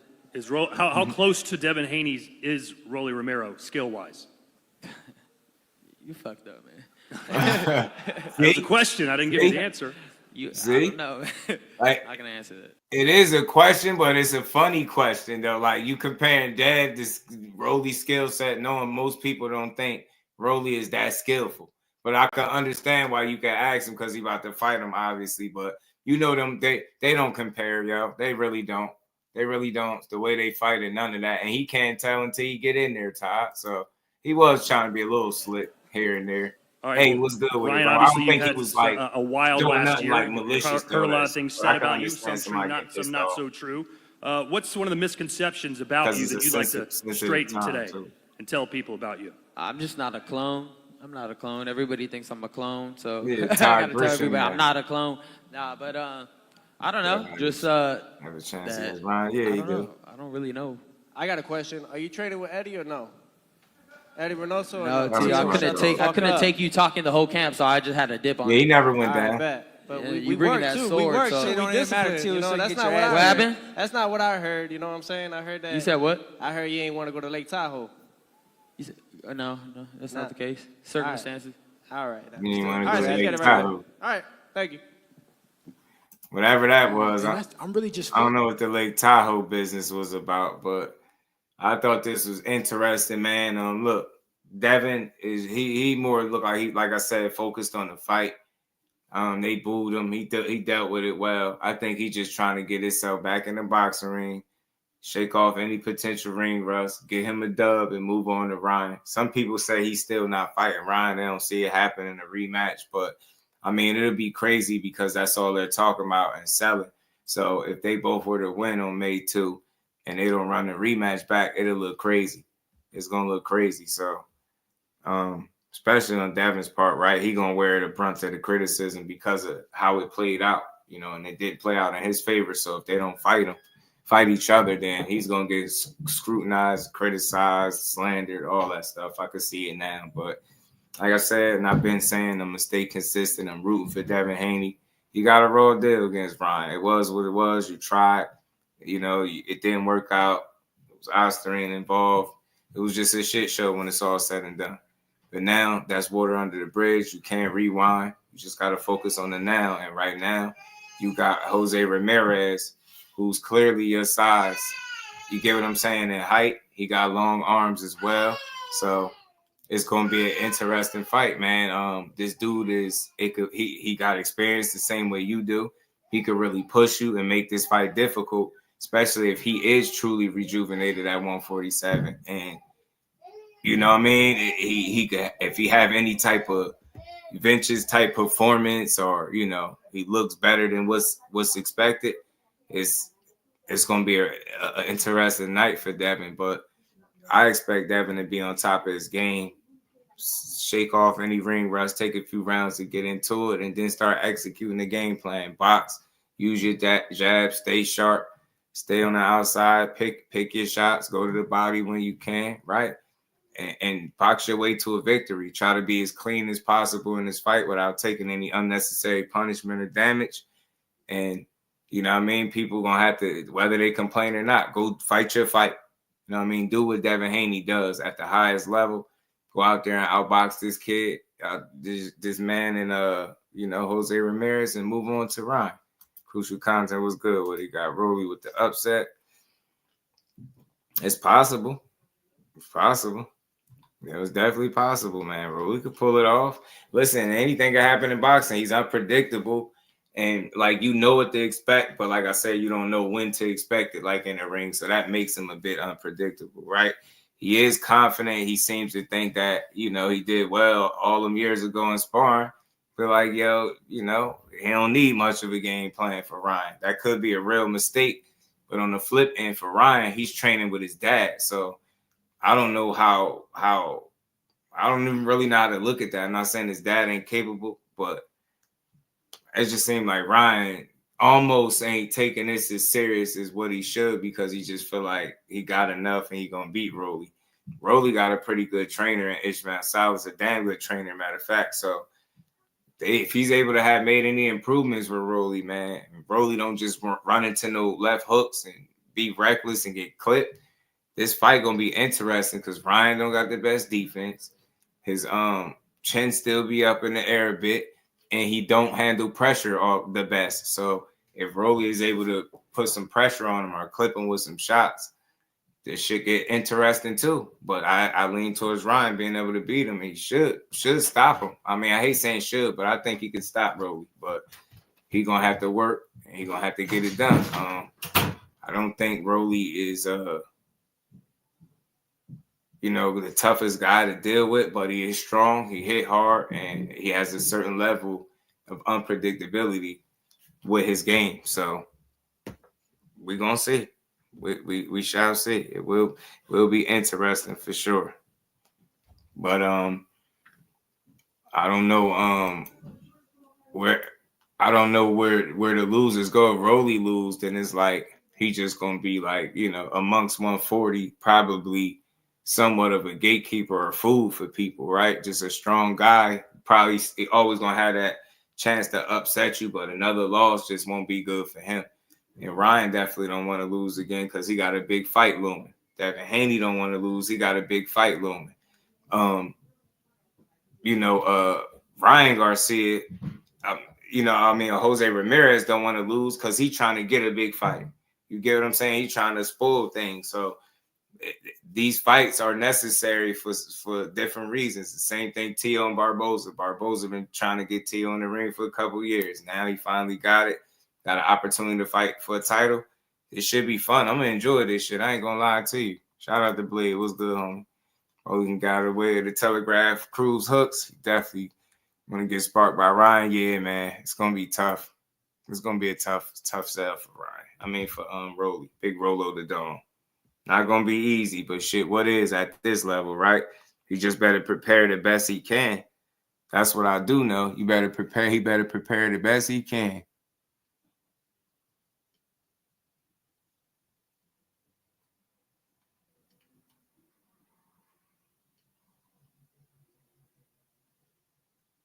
Prepare the best he can, because I really feel like he in for a fight. He's truly in for a fight. That's for damn sure. He's in for a fight. Make no mistake, man. He gonna have to fight, dude. He is gonna have to fight.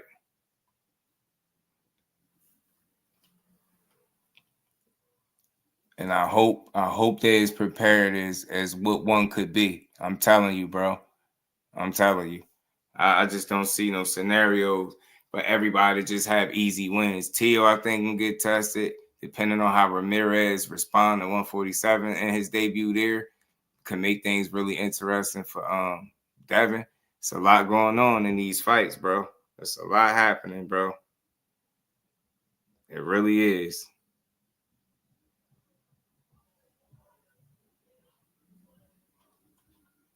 Give me a second, y'all. I'm looking one. Trying to pull this up. My bad, y'all. I was looking for something. Mark West, what it do? Who got the main event on this card? Ryan and Rolly, I believe. Hold on. And I hope that this is what you guys. Hold on. Let me stop this. Hold on. I think it's Ryan. I think Ryan might be the main event. Yeah, I think Ryan is. I think it might be Ryan and Rolly. I think so. Bill getting mad is a bad look. He should have called Ryan and cheated from the start and leave it at that. I think he's been consistent, but again, that's why I played that clip first. Yeah, Ryan and Rolly's the main event for sure, right.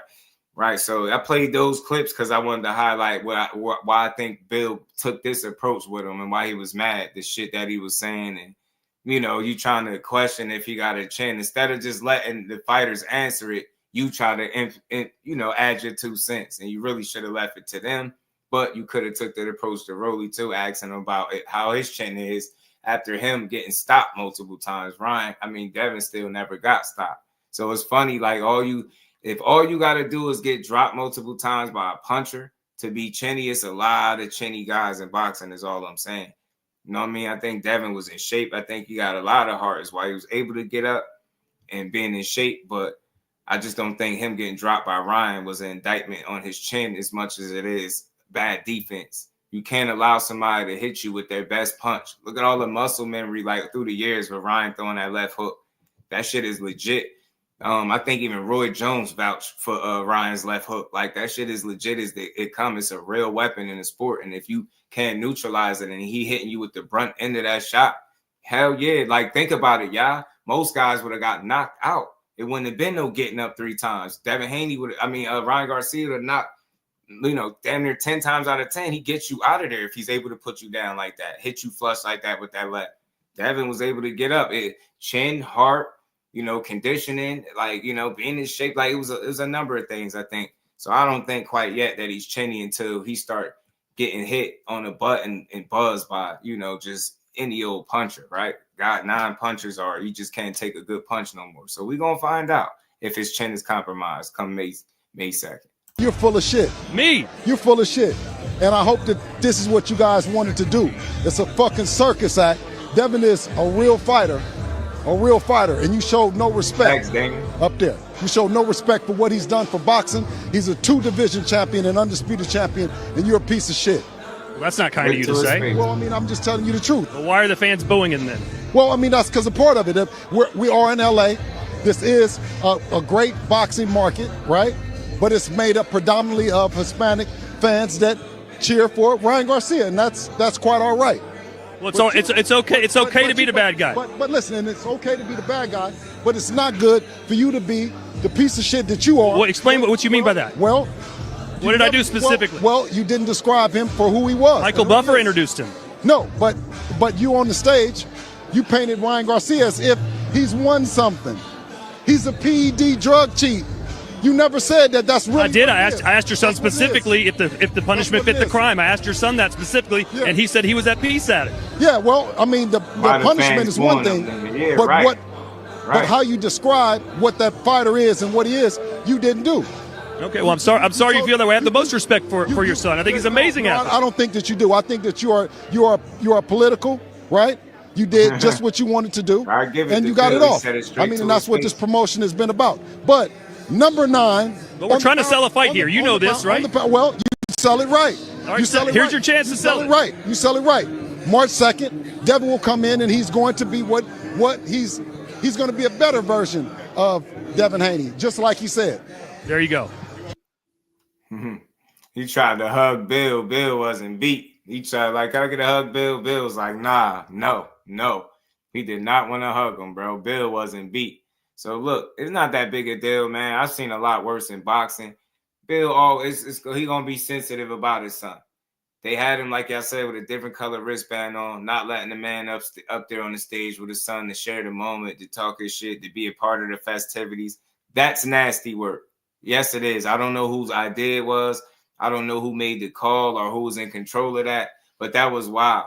That was wild. So you had to expect him to be a little fired up, and he did. Like, y'all are almost treating Ryan like he ain't the guy fresh off doing some wild shit or having an Ostarine. Y'all talking to Devin like he's some less than guy to a degree, but I ain't gonna be overly sensitive. I could just understand Bill Haney being frustrated in that regard. Like, and then you try to justify, well, why are the fans booing him then? That's a good question. Why are they booing him? But I think for obvious reasons that Bill just mentioned, and aside from that, people are treating Devin Haney like he did something wrong. I mean, he got dribbled off the canvas. He got done dirty, bro. And he back to fight this fight to try to get back there. Got to applaud that man for that. So I ain't mad at Bill calling him. Look, he said that shit to that man's face. He ain't bite his tongue, pull no punches. He said what he said. He meant it too. And he was consistent. Even after the camera was about to cut, he tried to hug Bill. Bill was like, nah, I'm good. Like, he wasn't beat. So I know it happens. Yeah, Devin is the one that got cheated. That's what I'm saying. You would think that's what I was saying. You would think he's the one that cheated, though. You get what I'm saying? This is really strange, bro. Freezer was good with it. So it's just wild. S. Valdez is selling fight controversy sells. Absolutely it do. I think this right here was serious, though. My crowd booing you a commentator. You get what I'm saying? Like, it was a little, you know what I mean? Yeah, you get what I'm saying? Can I have a hug, Bill? Bill was like, hell nah, get the hell out of here. Hell nah. So look, in this instance, I ain't mad at Bill. I get it, bro. Dudes be trying to throw their little jabs in there. They try to be really slick with it. I mean, I think he felt like he seen through it. He like, yo, y'all over here treating and talking to this dude like he some accomplished ass champion. And y'all referred to Ryan as an ex-champion too, knowing he ain't never won no belt. So it is some weird shit going on with y'all and the way y'all moving, trying to hold him in a better light and make Devin a villain. How you get cheated and you got to assume the villain role is crazy. You know boxing is tough. You get cheated, whether it was intentional or not. I'm not even going there, but you get in this situation and it don't work out in your favor. And because they overturned it, people are mad at them. You know what I mean? And booing them. And I don't know. That shit crazy. I ain't never asked the ops for a hug. Yeah, he asked for a hug, bro. He asked for a hug. Definitely. He little jabs, John Wick. You get me? He was subtle. He was tossing. He was just little pop jabs. He was throwing him out there, little fillers. Nothing too like malicious, but just a little light shit. It's part of his job, but he was just being a little slick here or there. And I just feel like Bill caught on to it and was like, bro, you on some bullshit. At least he said it to his face. You a piece of shit, dude. Like, you ain't calling this shit how it is. But I don't think he missed the mark that bad. But Bill just wasn't going. Got that man sitting in the crowd while everybody up there. You know what I'm saying? With the fighters and shit. So that is a little crazy because he got every right to be up there, in my opinion. And I don't understand who came up with the reason why he couldn't be there. You know what I'm saying? It's a little crazy. So Bill gave him a piece of his mind. Ty Grisham having fun with it now. He reposted it on his Instagram. So I doubt if he really cared. But yeah, man. Bill was like, no hug for you, sir. Hell nah, I ain't hugging you, chump. 40 mil Bill was like, nah, dog. Hugging you. You know what I mean? Get up out my face. Trying to hug somebody.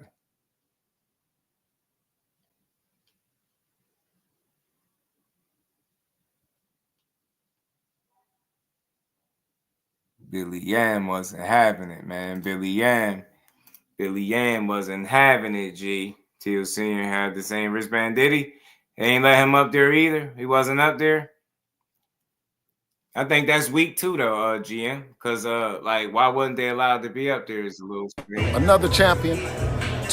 You know what I'm saying? Why they wasn't allowed to be up there is a little strange. I ain't pay attention to that part, though. But I still think that's weak.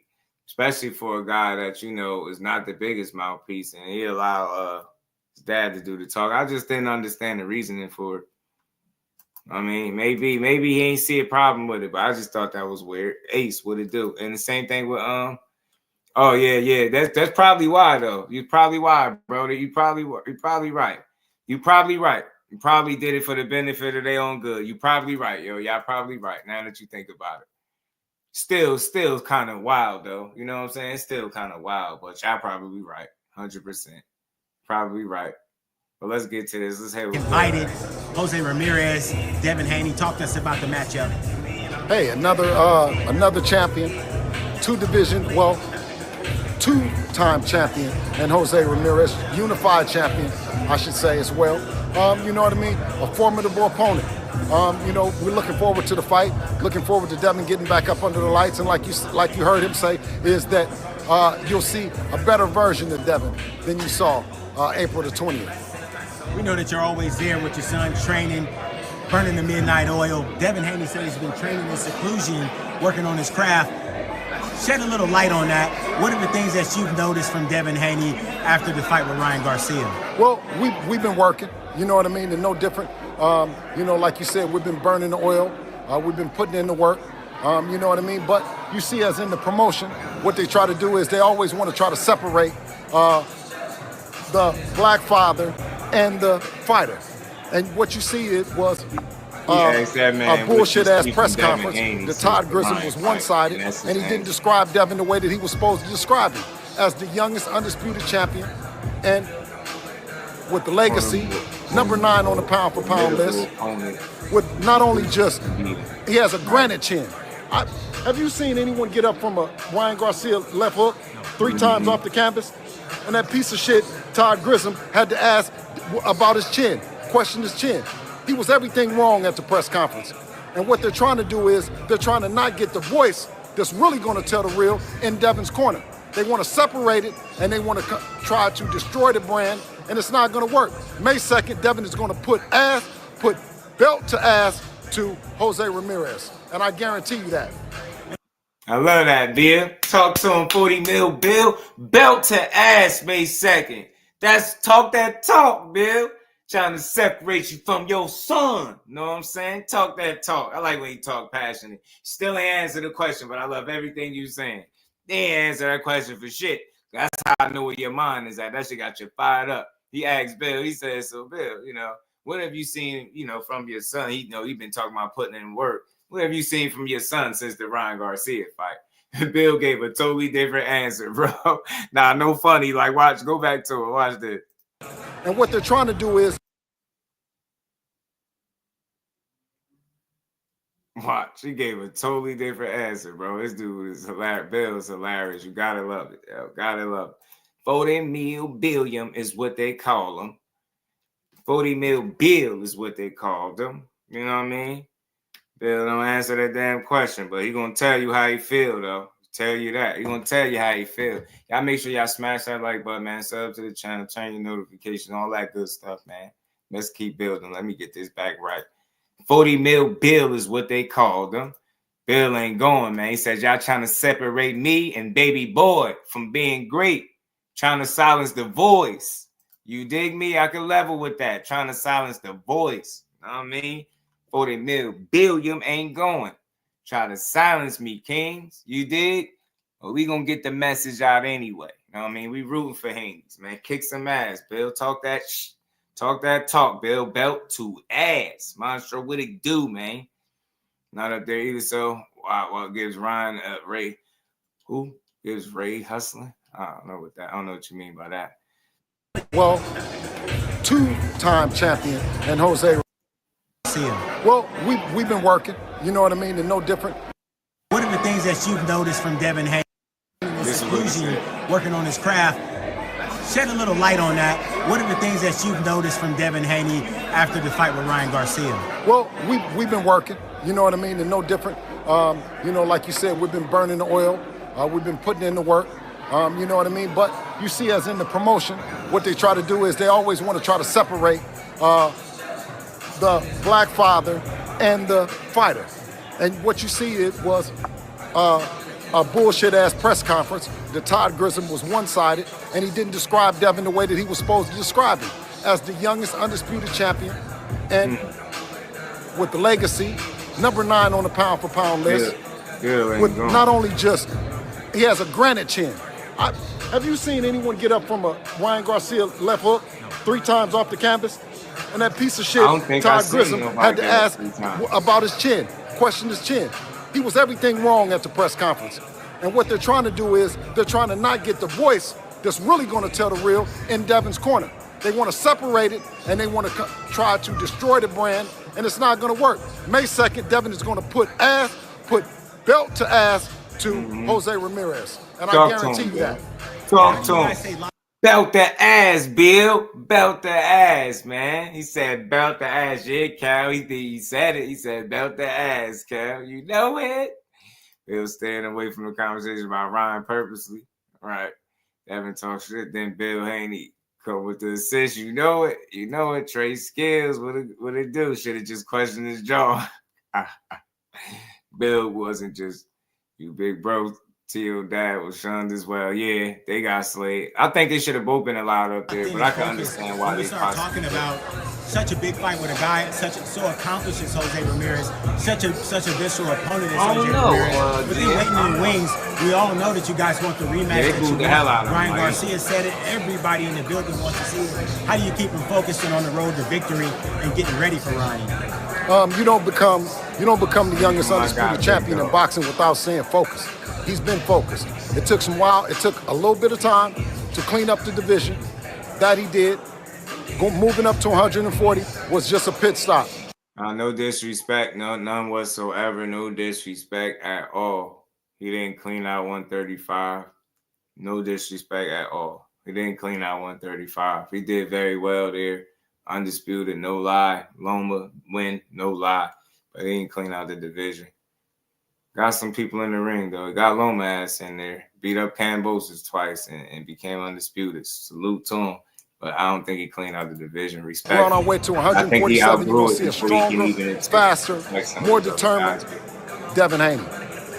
Does it bother you guys when you hear the crowd respond to Garcia more favorably? We love it. We love it. We know that Southern California is we're from Oakland. We're from Northern California. You know what I mean? So if we was up north, it would have been different. We're in Southern California, so we understand this is a great boxing community. But they are in favor of who they are in favor of, and that's normally the hometown guy, and a Hispanic fighter like Ryan Garcia, Barboza, and the rest of them. You know what I mean? But nevertheless, it's a great opportunity to gain some fans and also gain some respect in Southern California, and that's what we look to do more than anything. Final justice doesn't really come until October, right? You got to win this fight and then beat Garcia and let it be known that. This is all BS. Everyone knows that they want to see the fight. I had to put the pen and paper on the golden Dauphins. I had to put it on them to make the fight happen because they were very vocal about not making the fight happen. They said the fans didn't want to see it, and clearly everyone knows they want to see it. So I put the pen in the paper, went legal on them, and tied the shit up. But it wasn't about necessarily the lawsuit. It was about justice. It was about bringing the fans a fair fight. And we'll see if Ryan Garcia will keep it clean, keep his nose clean, and give the people what they want. Can you clarify, because I had heard that after the October fight, there would be a possibility that they would fight for a third time in the start of 2026. Is that possible? We fought him 6 times, right? You know what I mean? The cream is at the top, and it's not that very much cream, so we don't mind how many ever times. You know what I mean? As long as he comes in fair. We're not going to use no drugs for the fight. We're not scared of him. He was scared the last time. That's what made him do it. Anytime anybody is cheating, they're scared to lose. He was scared to lose. You guys didn't have to take off the whole year, and yet you did. What was behind that thinking? You know what? Just being in boxing for as long as we've been in boxing, I wanted Devin to take some time off, rejuvenate himself, and that's what he did. When we talk about that rejuvenation, I talk with analysts like Jim Lampley, I talked to Al Bernstein. The consensus between a lot of guys is that Devin Haney has to go through some sort of rebuilding process. Their thoughts are that he suffered a lot of punishment during the fight, that a fighter just has to kind of take time to come back on. Was that? Do you want to see a throwback fighter? Did the throwback fighters fight? Did they fight? Did they get knocked down? Did they get back up? Did they get back in the ring? What do you want to see? Which one do you want to see? You question whether or not he had a chin. He showed you he had a chin. You questioned it. Was he going to come back and want to fight someone at the top? Devin has answered all the questions, brother. You know, on May 2nd, you're going to see a new and improved, even more determined, and even more better, dangerous Devin Haney, May 2nd. Lastly for me, Bill, this card has... Yeah, you got to say some of that stuff, but just don't put too much pressure on him being super new and improved. But I expect him to try to, knock off any potential ring rust and be as sharp as possible. You know what I mean? Hopefully he do be better than ever, but I just know that's something that I guess fighters supposed to think and say, but oftentimes that's not usually the case. They'll usually come back and a lot of times they don't even be the fighter that they just was. So all he got to do is be who he's been up until this point. I think he'll be fine. Maybe he'll definitely have to be new and improved, or definitely improve for the Ryan rematch, but definitely just need to be Devin Haney for right now. Don't put too much emphasis on trying to be this like new and improved, because that's just tough to be that, right? It's boxing. At a certain point, you don't just get better and better and better as you continue to get older and older and older. You do have a ceiling at some point, and he could arguably be at his, but as long as he can sharpen up on the tools that he already have in his toolbox, he'll be just fine. A1 Hoop Zone, shout out to you, my bro. So Ramirez is a top fighter now. Is he a top fighter? I think he's an experienced fighter, right? Is he top? I think he's amongst the top, not the tip top, but I think he's amongst the pack, right? Well, shit, they moving up to welterweight, but I think he was successful and had a successful, nice run at 140. So now they just both got to see what they're gonna look at 47. You get me? Don't put too much emphasis on saying the bigger, better, and stronger, this and that. That stuff be sounding good, but a lot of times it don't be reality. So let's just hope Devin is who he's always been. Very sharp, talented, smart-ass fighter.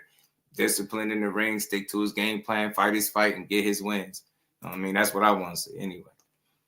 There's a lot of guys that you guys can fight on there. There's a ton of potential opponents. These matchups can go around anyway. If I had to ask you, who would you like to fight on this card? Is there anybody else on this card? All of them are great. All of them are great fighters. I don't shit on any fighter that comes in that's not cheating. I'm vehemently against any fighter that's cheating.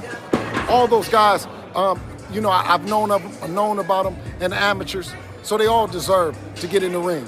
Turkey Al-Sheikh is making it happen, and that's all I can say. Shout out to Turkey for making it happen with all these fighters, and I'll see you on May 2nd. The fight between Lamont Roach and Tank Davis, I wanted to get your thoughts on it. I know that you guys have had history in the past. Talk to me about, what did you think that you saw in that fight? What were your thoughts? I didn't see any grease. You didn't see any grease? I didn't see any grease.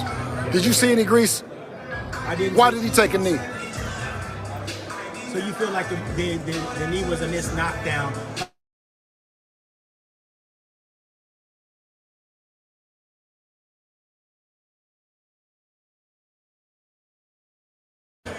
During the fight, told me I would get disqualified. So you tell me. What happens in a rematch if those two guys get back? I don't know. I don't care. I don't care. May 2nd, Devin is going to put belt to ass to host.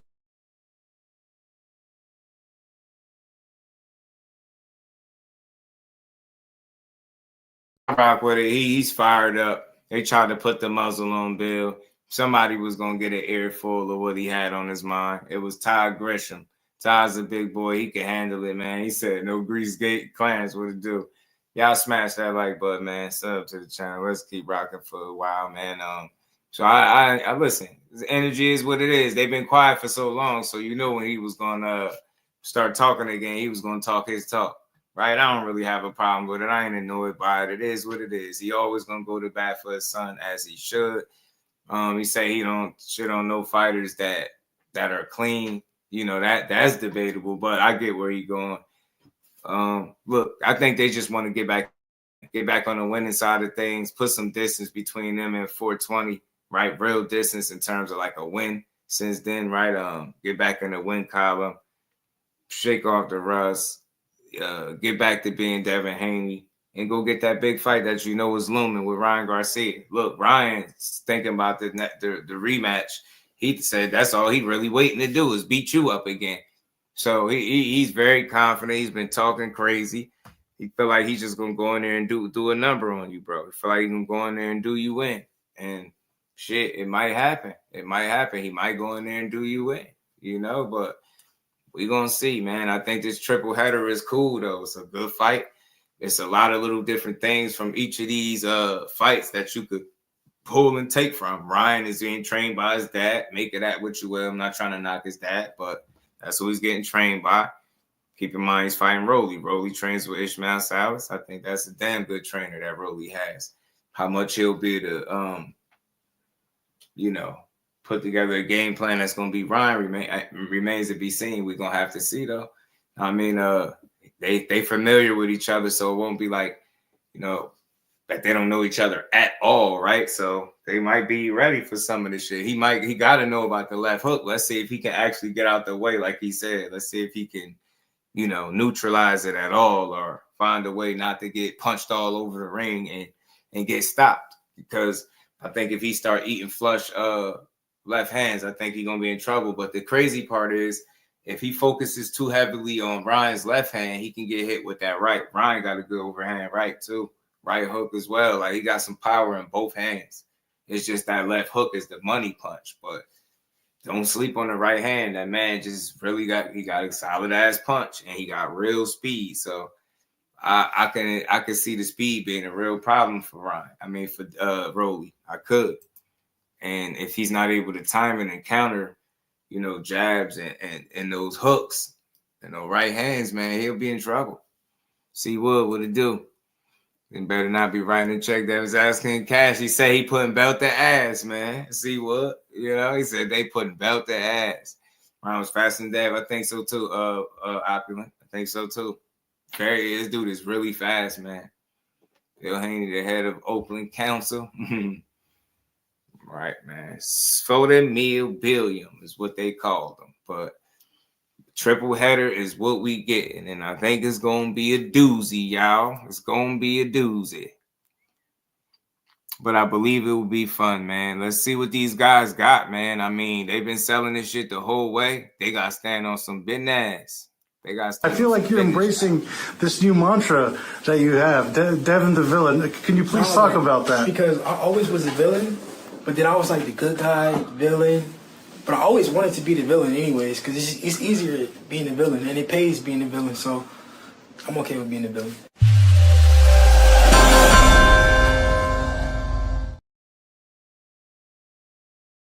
Said it pays being a villain. He don't mind being a villain, man.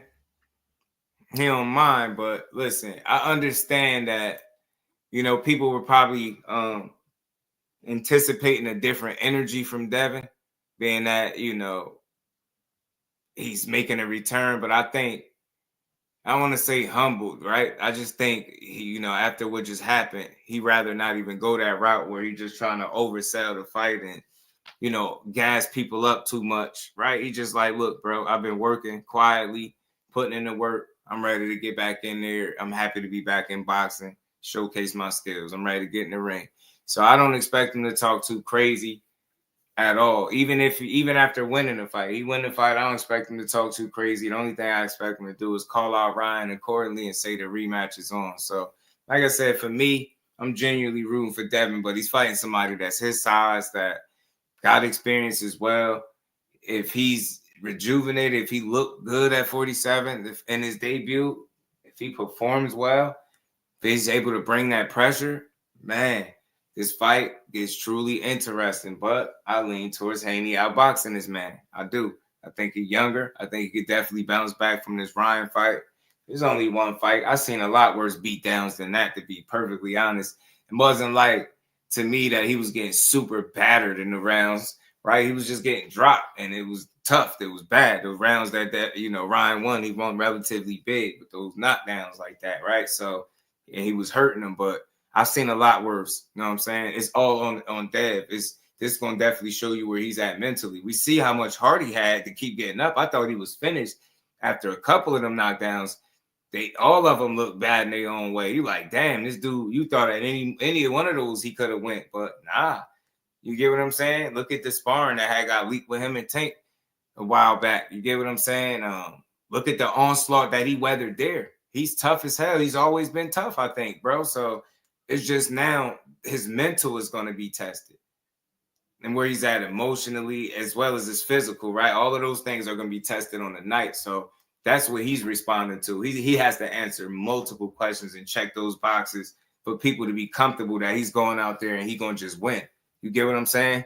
It's not going to be easy at all. Shout out to my dog, H. Yeah, and congrats to Emmanuel Chance, man. He just got signed to top rank. Emmanuel Chance, man.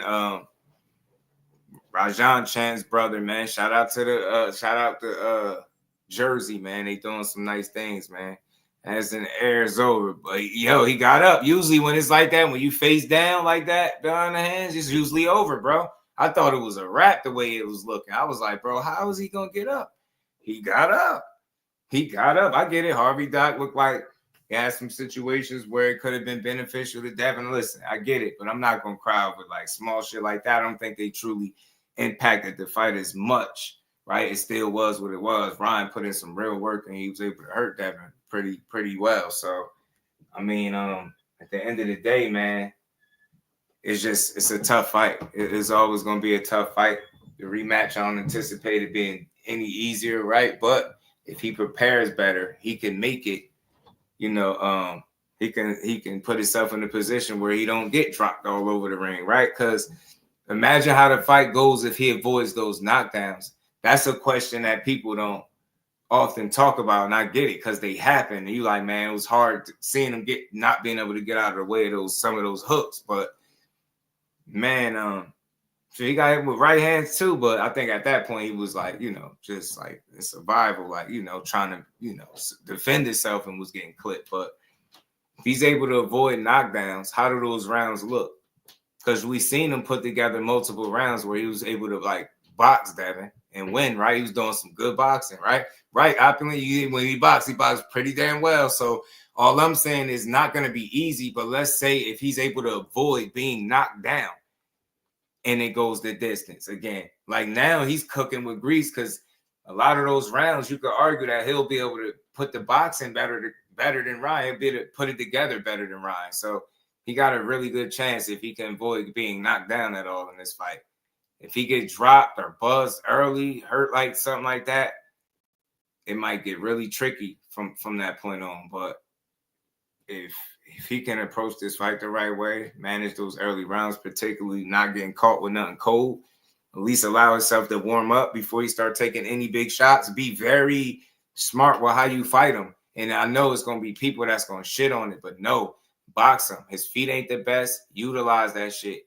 Make him get overzealous. Tank was patient. Tank didn't give a damn who didn't like it. He was patient with Ryan. He knew Ryan was eager and aggressive and it was going to work against him. That's what you got to work in your favor. He admitted in y'all fight that you caught him with a punch that buzzed him, that hurt him. So think about it. You could run him into shit because he believed in his speed and his power so much. He going to come forward. He going to believe that he can knock you out and just repeat and duplicate what he did the last time. The thing is for you to be prepared for that approach because you know what's coming. Now the question is, this going to be your second time if you get past Ramirez. So are you going to be prepared for it that second time around? You get me? Punch resistance can't be shot. You can't be fighting demons in the ring. It's going to look crazy. Yeah, me too, Motown. I want to see a strong comeback from there, man. That's if Ryan hasn't gotten better too. Yeah, and you know why? I ain't saying you can't get better, Cal, but just the way he carry about. Just the way he carry about. And now, I mean, Opulent, pardon me. And now he, no, that's Cal, pardon me. And then he training with his dad. There's no trainer. Like remember he was supposed to be training with Eddie Reynoso. It went from that. Now it's just his dad and his younger brother. I'm like, I don't know. I ain't saying you need somebody crazy for Rolly, but take all opportunities serious, man. If for some reason you didn't cross some T's and dot some I's because it's Rolly and you just think, oh, I got this, my speed, my power. Don't take no arrogant approach in the ring and get knocked out. It's crazy because y'all both got stopped by Tank. So now y'all get to fight each other. You know what I'm saying? So we're going to see. It's crazy. Yeah, just take your time and box. Yeah, box. Avoid them big shots early. Take some steam up out of him first. Go to his body. Pick your shots. Utilize that stab to the body. Tighten up your jab. Make sure you answering the phone so you ain't getting clipped early with that left hook. I'm telling you, there's an avenue for that man to be outboxed, and I know that. And I'm gonna always say that. The big question is, can he consistently do it with 12 rounds without getting clipped with the big shot? We've seen that wasn't the case the first time. He was getting hit with those big shots. So my thing is, if he can avoid those big mistakes, especially early, be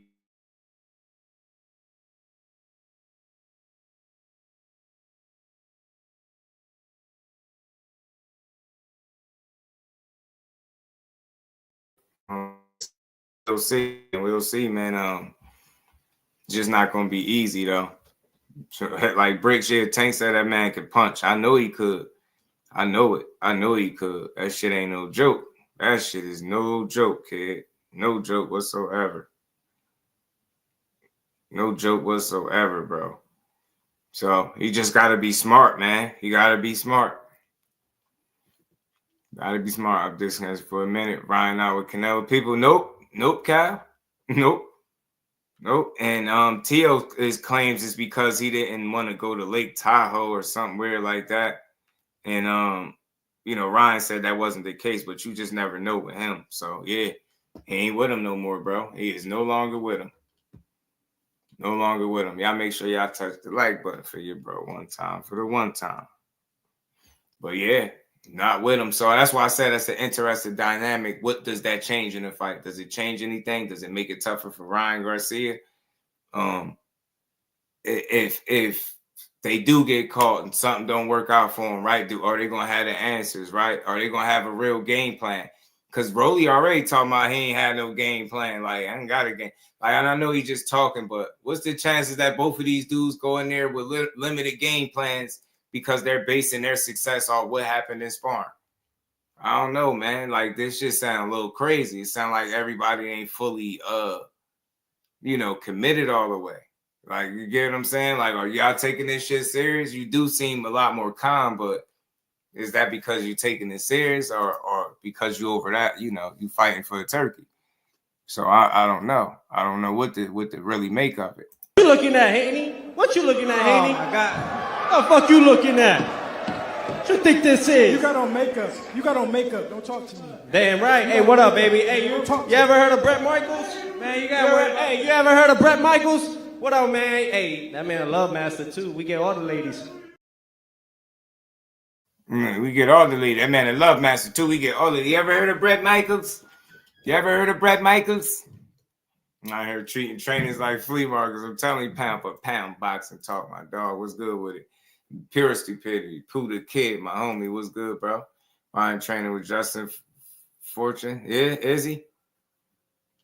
Because he said his ass said he was training with his dad or something like that. Never call any man a love master. Facts, I'm telling you, crazy, bro. I'm telling you, bro, they shot out, bro. They is some fools, bro. He said T.O. is a waste of human DNA. What you looking at, Haney? What you looking at, Haney? Oh, my God. What the fuck you looking at? What you think this is? You got on makeup. Don't talk to me. Damn right. Hey, what up, baby? Hey, you ever heard of Brett Michaels? Man, you ever heard of Brett Michaels? What up, man? Hey, that man a love master too. We get all the ladies. Love master is crazy work. He's 32-0. Yeah. We've been there. We've done that. You know what I'm saying? This is the biggest fight of his life. And this is just another stepping stone in my career. This is what it is. Put him in front of me, and we're always going to beat him. And we're going to show everybody, May the 2nd, why we are the truth, why we are the myth, but we are the man and the legend. So I look forward to it. I look forward to what Arnold Barboza wants to bring to the table. But I guarantee you, it's a lot different when you're in the ring with me, for sure. It's a lot different when you're in the ring with me, for sure. Yeah, TL. Yeah. We hear you, chump. Just be ready. Just strap up May 2nd, May 2, as they call it, man. But we'll see, man. I've been entertained by this. I ain't gonna lie. I think the card, like I said, is gonna be good, yo. It's just a matter of who getting upset that night, y'all. You know what I mean? Tio on upset alert. Ryan on upset alert. You get me? It's Haney on upset alert. Somebody on upset alert, bro. Somebody ass on upset alert, kid. Tio better entertaining than he is a boxer. Yeah, man. But he's a damn good boxer, though, you know? But he's just a fool. He's just a damn fool, like, altogether, man. Dude, a damn nut bag, man. He's full of it, man. Y'all smash that like button, man, for your boy, man. We're going to build for a bit more, man. We got a couple things more to talk about. But again, overall, I like this card, these fights. Like I said, these shits got upset alert written all over it. This card got upset alert written all over it, bro. We got upset alert written all over it. True culture, my dog. What's good, bro? How you feeling? I mean, I think Devin would destroy Tio. I think he'll outbox him. I think he got outclass him, Banks. I definitely think he got frustrate him and outclass him. I definitely feel like he could frustrate him and outclass him 100%. Frustrate him and outclass him 1,000,000%. Beat his ass and get him up out of there. You get what I'm saying? Get him up out of there. Beat him up and get him up out of there. Not knock him out, but, you know, just box him up and frustrate him and embarrass him. And I bet you at the end of the fight, he'd probably be complaining. Haney stick to his game plan, staying on the outside, letting Tio come to him, sticking that jab in his face, bro, popping him with the stab to the body. Like, I'm telling you, being smart, hitting him, getting in that overhand right. Devin get a little bag going, man. He got some shots that he really perfected that he could land with consistency on you. So I always thought he had the style to beat Tio. But we'll see, man. They closer to each other in weight than anybody else damn near. So I hope it do happen down the line. I would love to see it. He'll mess around and stop Tio. The sperm cells, it could have made it to the egg. The one spun in circles the whole way and made it created Tio. You stupid, bro. Kind of crazy. I love how Devin focuses mental on another level. Nah, yeah, he is. Like, I know people were looking for probably to hype the fight up, but I don't think he could afford to, like, oversell and under-deliver, y'all. And I know people say, oh, he ain't keeping the same energy. He ain't the same. Nah, just think about it. You learn from situations, right? You don't necessarily want to be in another, like, you know, predicament where you overselling and under delivering. So I feel like in this case, a little less is more. A little less is more. So I think that's the approach, right? I'm not gonna get in here and say all this extra shit. He did say I'm gonna be better, you know, it's gonna be the better version of Devin Haney, and that's all that shit. So he said his little piece, but I think overall in terms of what he's coming to do is just get the win. That's what I think he on. And I don't think nothing else matter. Like, I don't think he'll allow the entertainment factor to play a part in how he, you know, approaches this fight and executes his game plan. I don't think so. I think he'll be smart in that regard. So I think he'll stick to the game plan and what works. He'll stick to the game plan and what works. That's what I believe.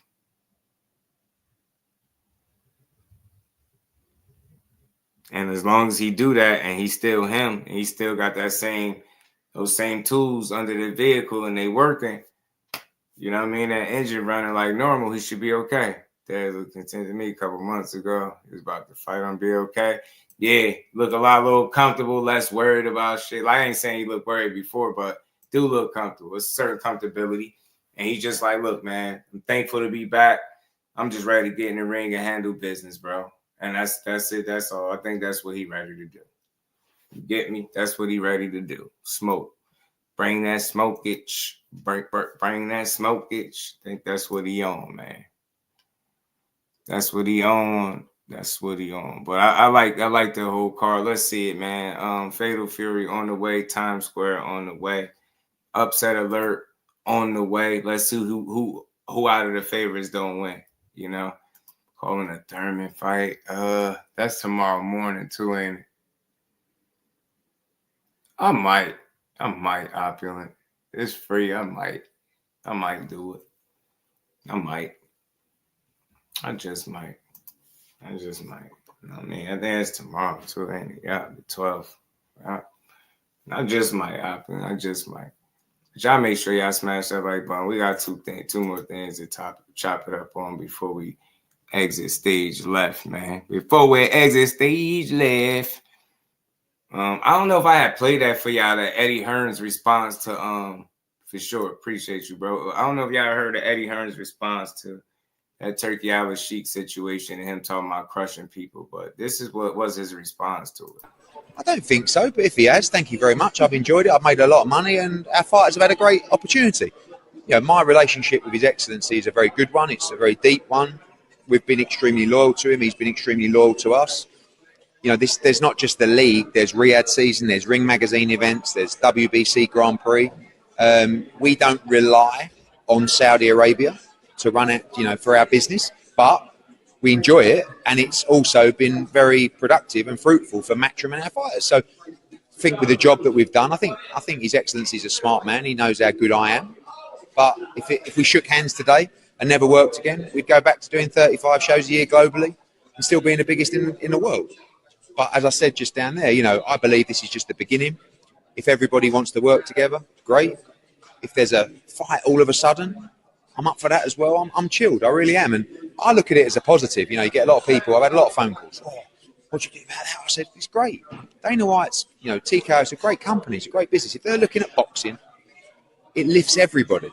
And I think sometimes in boxing, people are too, that's going to affect you. That's going to affect you. Just believe in yourself and keep doing what you're doing and let it elevate the game. We're seeing that with Riyadh season and this big push in Saudi Arabia at the moment.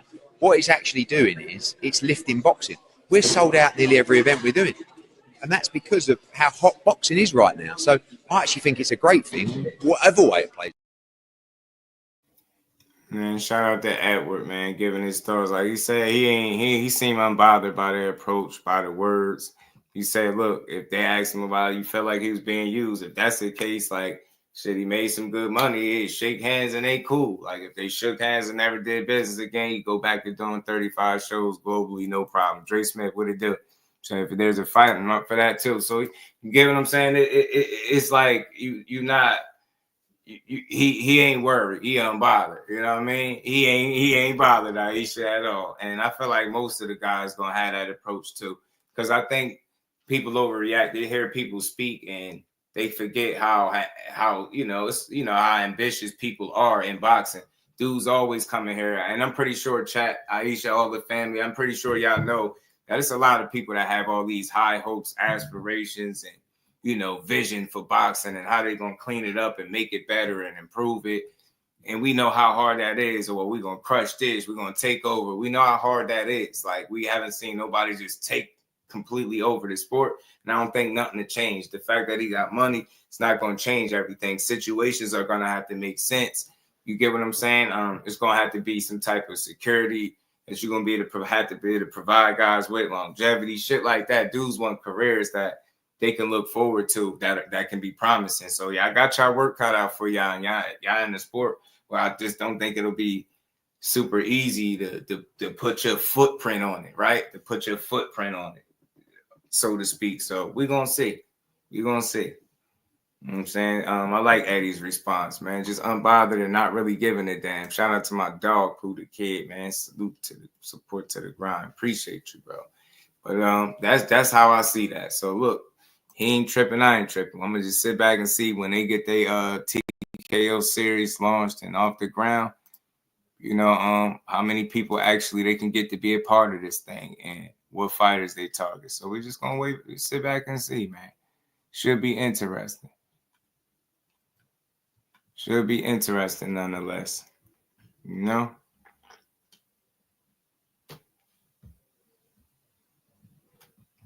want to do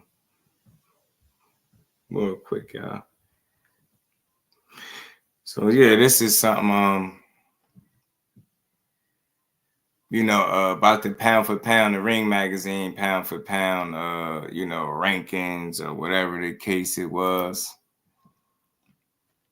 New Ring Magazine rankings, and I see that they took Tank out of the top 10 rankings after a draw or something. Yeah, Oscar said something similar for sure. Oscar said something similar for sure. He was unbothered. Oh, Oscar said he was offended, actually, Aisha. Yeah, he said he's a little offended by what Turkey was saying. Like, he didn't like the fact that he said that. I thought I had that clip. I be having so much stuff, y'all. I be losing track of some of it, but thought I had the clip where Oscar talked about it. But yeah, he definitely was offended by him talking like that. He didn't like it. But he, at the same time, these dudes as promoters, they talk from a very confident place, and they seem like they're unbothered by this guy talking how he talk. I mean, you know, offended is one thing because you're talking about crushing somebody he's doing business with. So Oscar seemed to be, you know, agitated by it, right, to a degree. Eddie Hearn seemed cool. Like he said, he seemed unbothered. So we're going to see. We're going to see. You're going to need the support of the people at the end of the day, I think, to be successful. Shout out. And we ain't never got a box again. Well, right. well, I already been getting these, but now it's time for you to get your just. And shout out to my bro, man, pulling the cash app. You said, call the Thurman fight. Shout out to you, bro.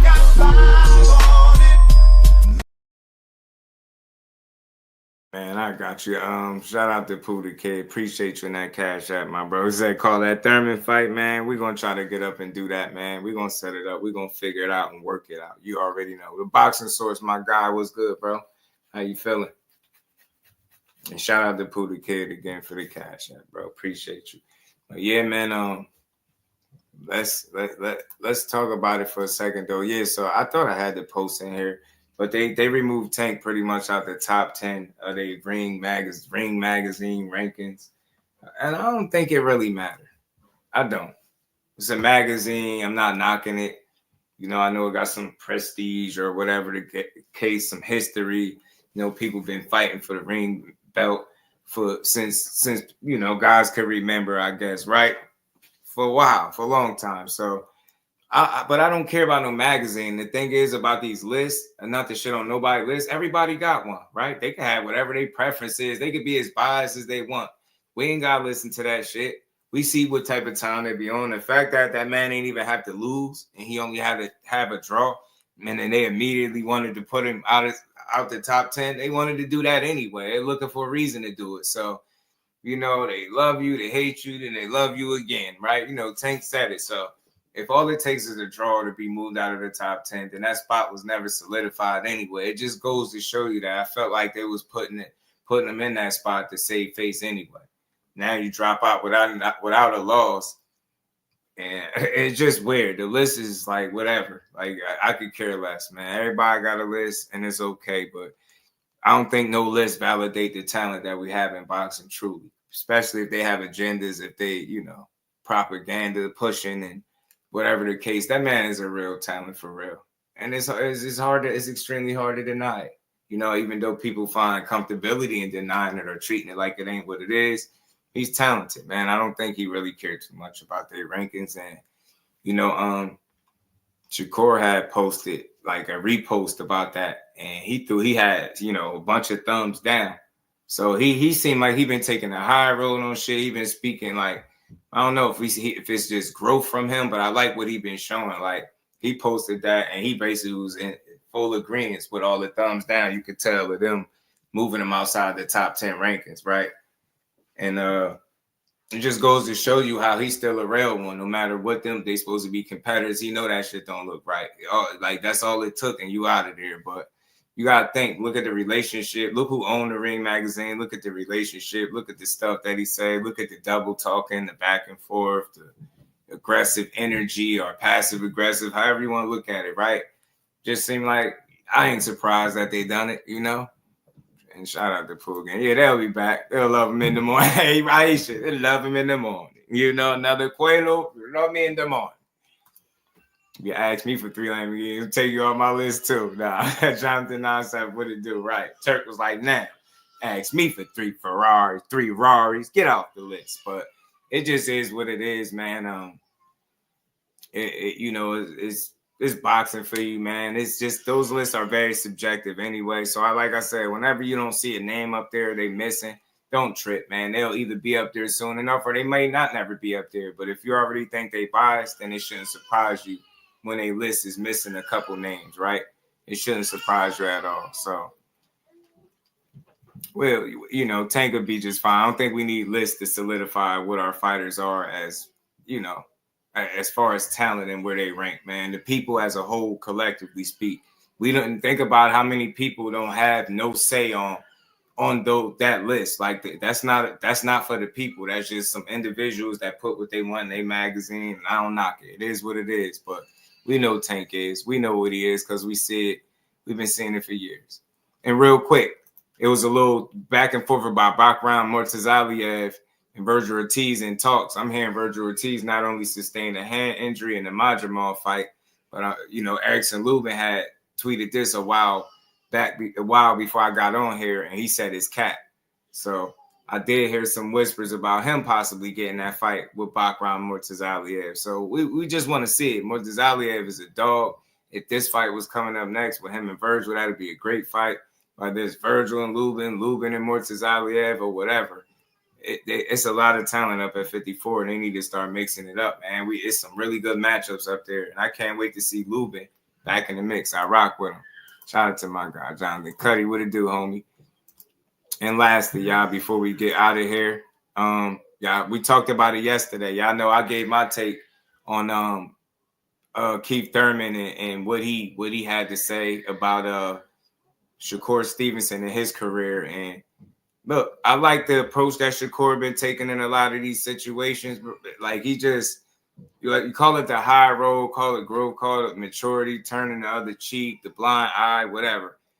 This dude gave Shakur more than enough ammunition to be emotional or sensitive about his criticism. Like he went in and said the man ain't improved nothing, he ain't accomplished nothing, all this type of stuff. And it just didn't make sense. So I gave my opinion on it. Like, you can't say he ain't accomplished if he's more accomplished now at 27 years old with 23 fights than you are with the age that you are with the fights that you have. You get what I'm saying? It's hard to say that. As far as dogs on a resume, that shouldn't determine whether he should be able to get in there with one of the best fighters in the world that's also a world champion like himself, right? He's more qualified than any of the other guys. That guy has fought. So we ain't got to get into all of that. We shouldn't be pushing for champions not to fight each other because of personal preference, what you think he need to do or what you think it'll look like. And, oh, he got to prove this. I don't think he got to prove shit. I think the top guys there and it should happen. Pushing it is not pushing for the fight and saying he shouldn't make it. That's that Keith Thurman shit when you skipped over Errol Spence, right?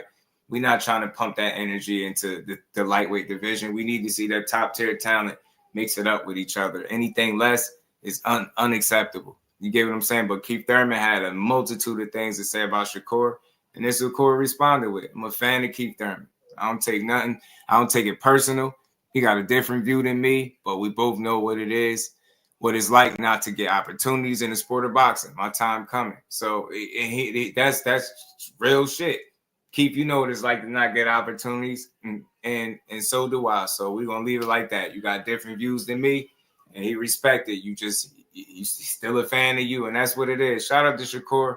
I don't know if this is growth, maturity, or just, just not being emotional when you don't need to be, where you can be, but you chose not to be, and I respect it and I rock with it.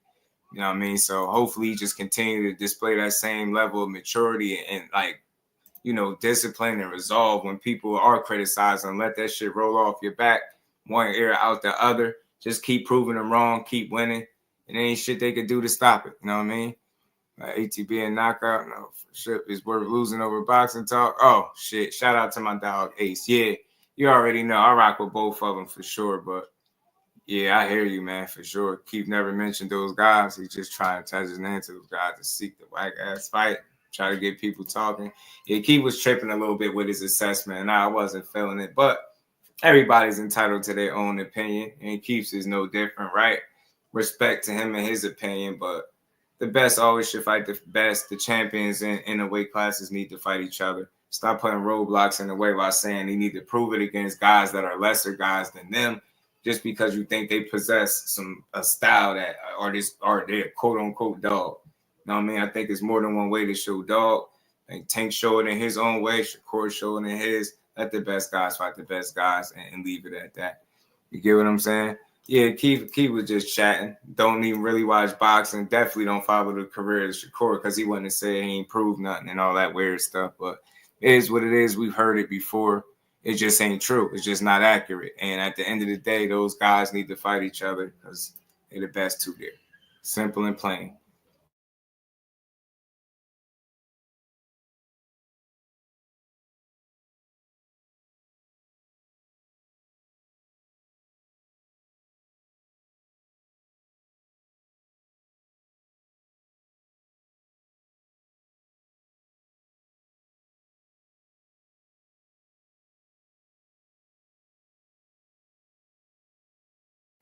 And we just going to keep building. Y'all make sure y'all tune in tomorrow. We're going to build some more on this boxing, have some fun with this boxing, as we always do. And we're going to continue to give it its just due and keep turning more fights than he had. Nah, truthfully, the only one that he really like got away from, I think, was Spence. I mean, everything else, he pretty much handled business. But y'all, man, much love to everybody. I appreciate y'all, man. Y'all tap in tomorrow. Make sure your notifications is on and all that good stuff. And we're going to keep building. So with that, we're going to get up out of here, man. Peace to the fam.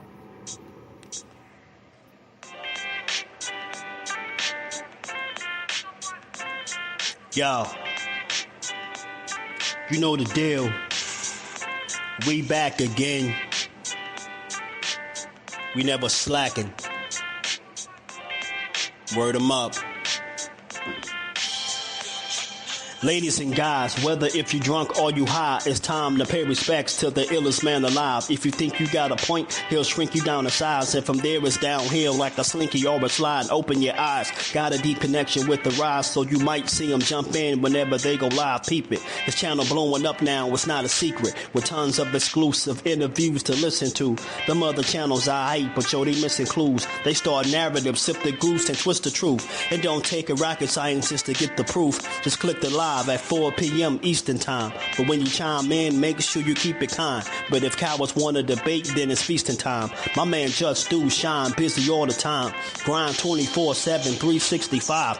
Videos he might have 365. My rhyme sick, they make you do a 365. You get a rich if you think you fit to survive. It's Jusdueboxing, time to click the live. Ain't no beginners, if you soft, you ain't down to ride. I crush you, respect too, it's Jusdu. He got the illest boxing show on the internet. The boy been a threat and he ain't even had dinner yet.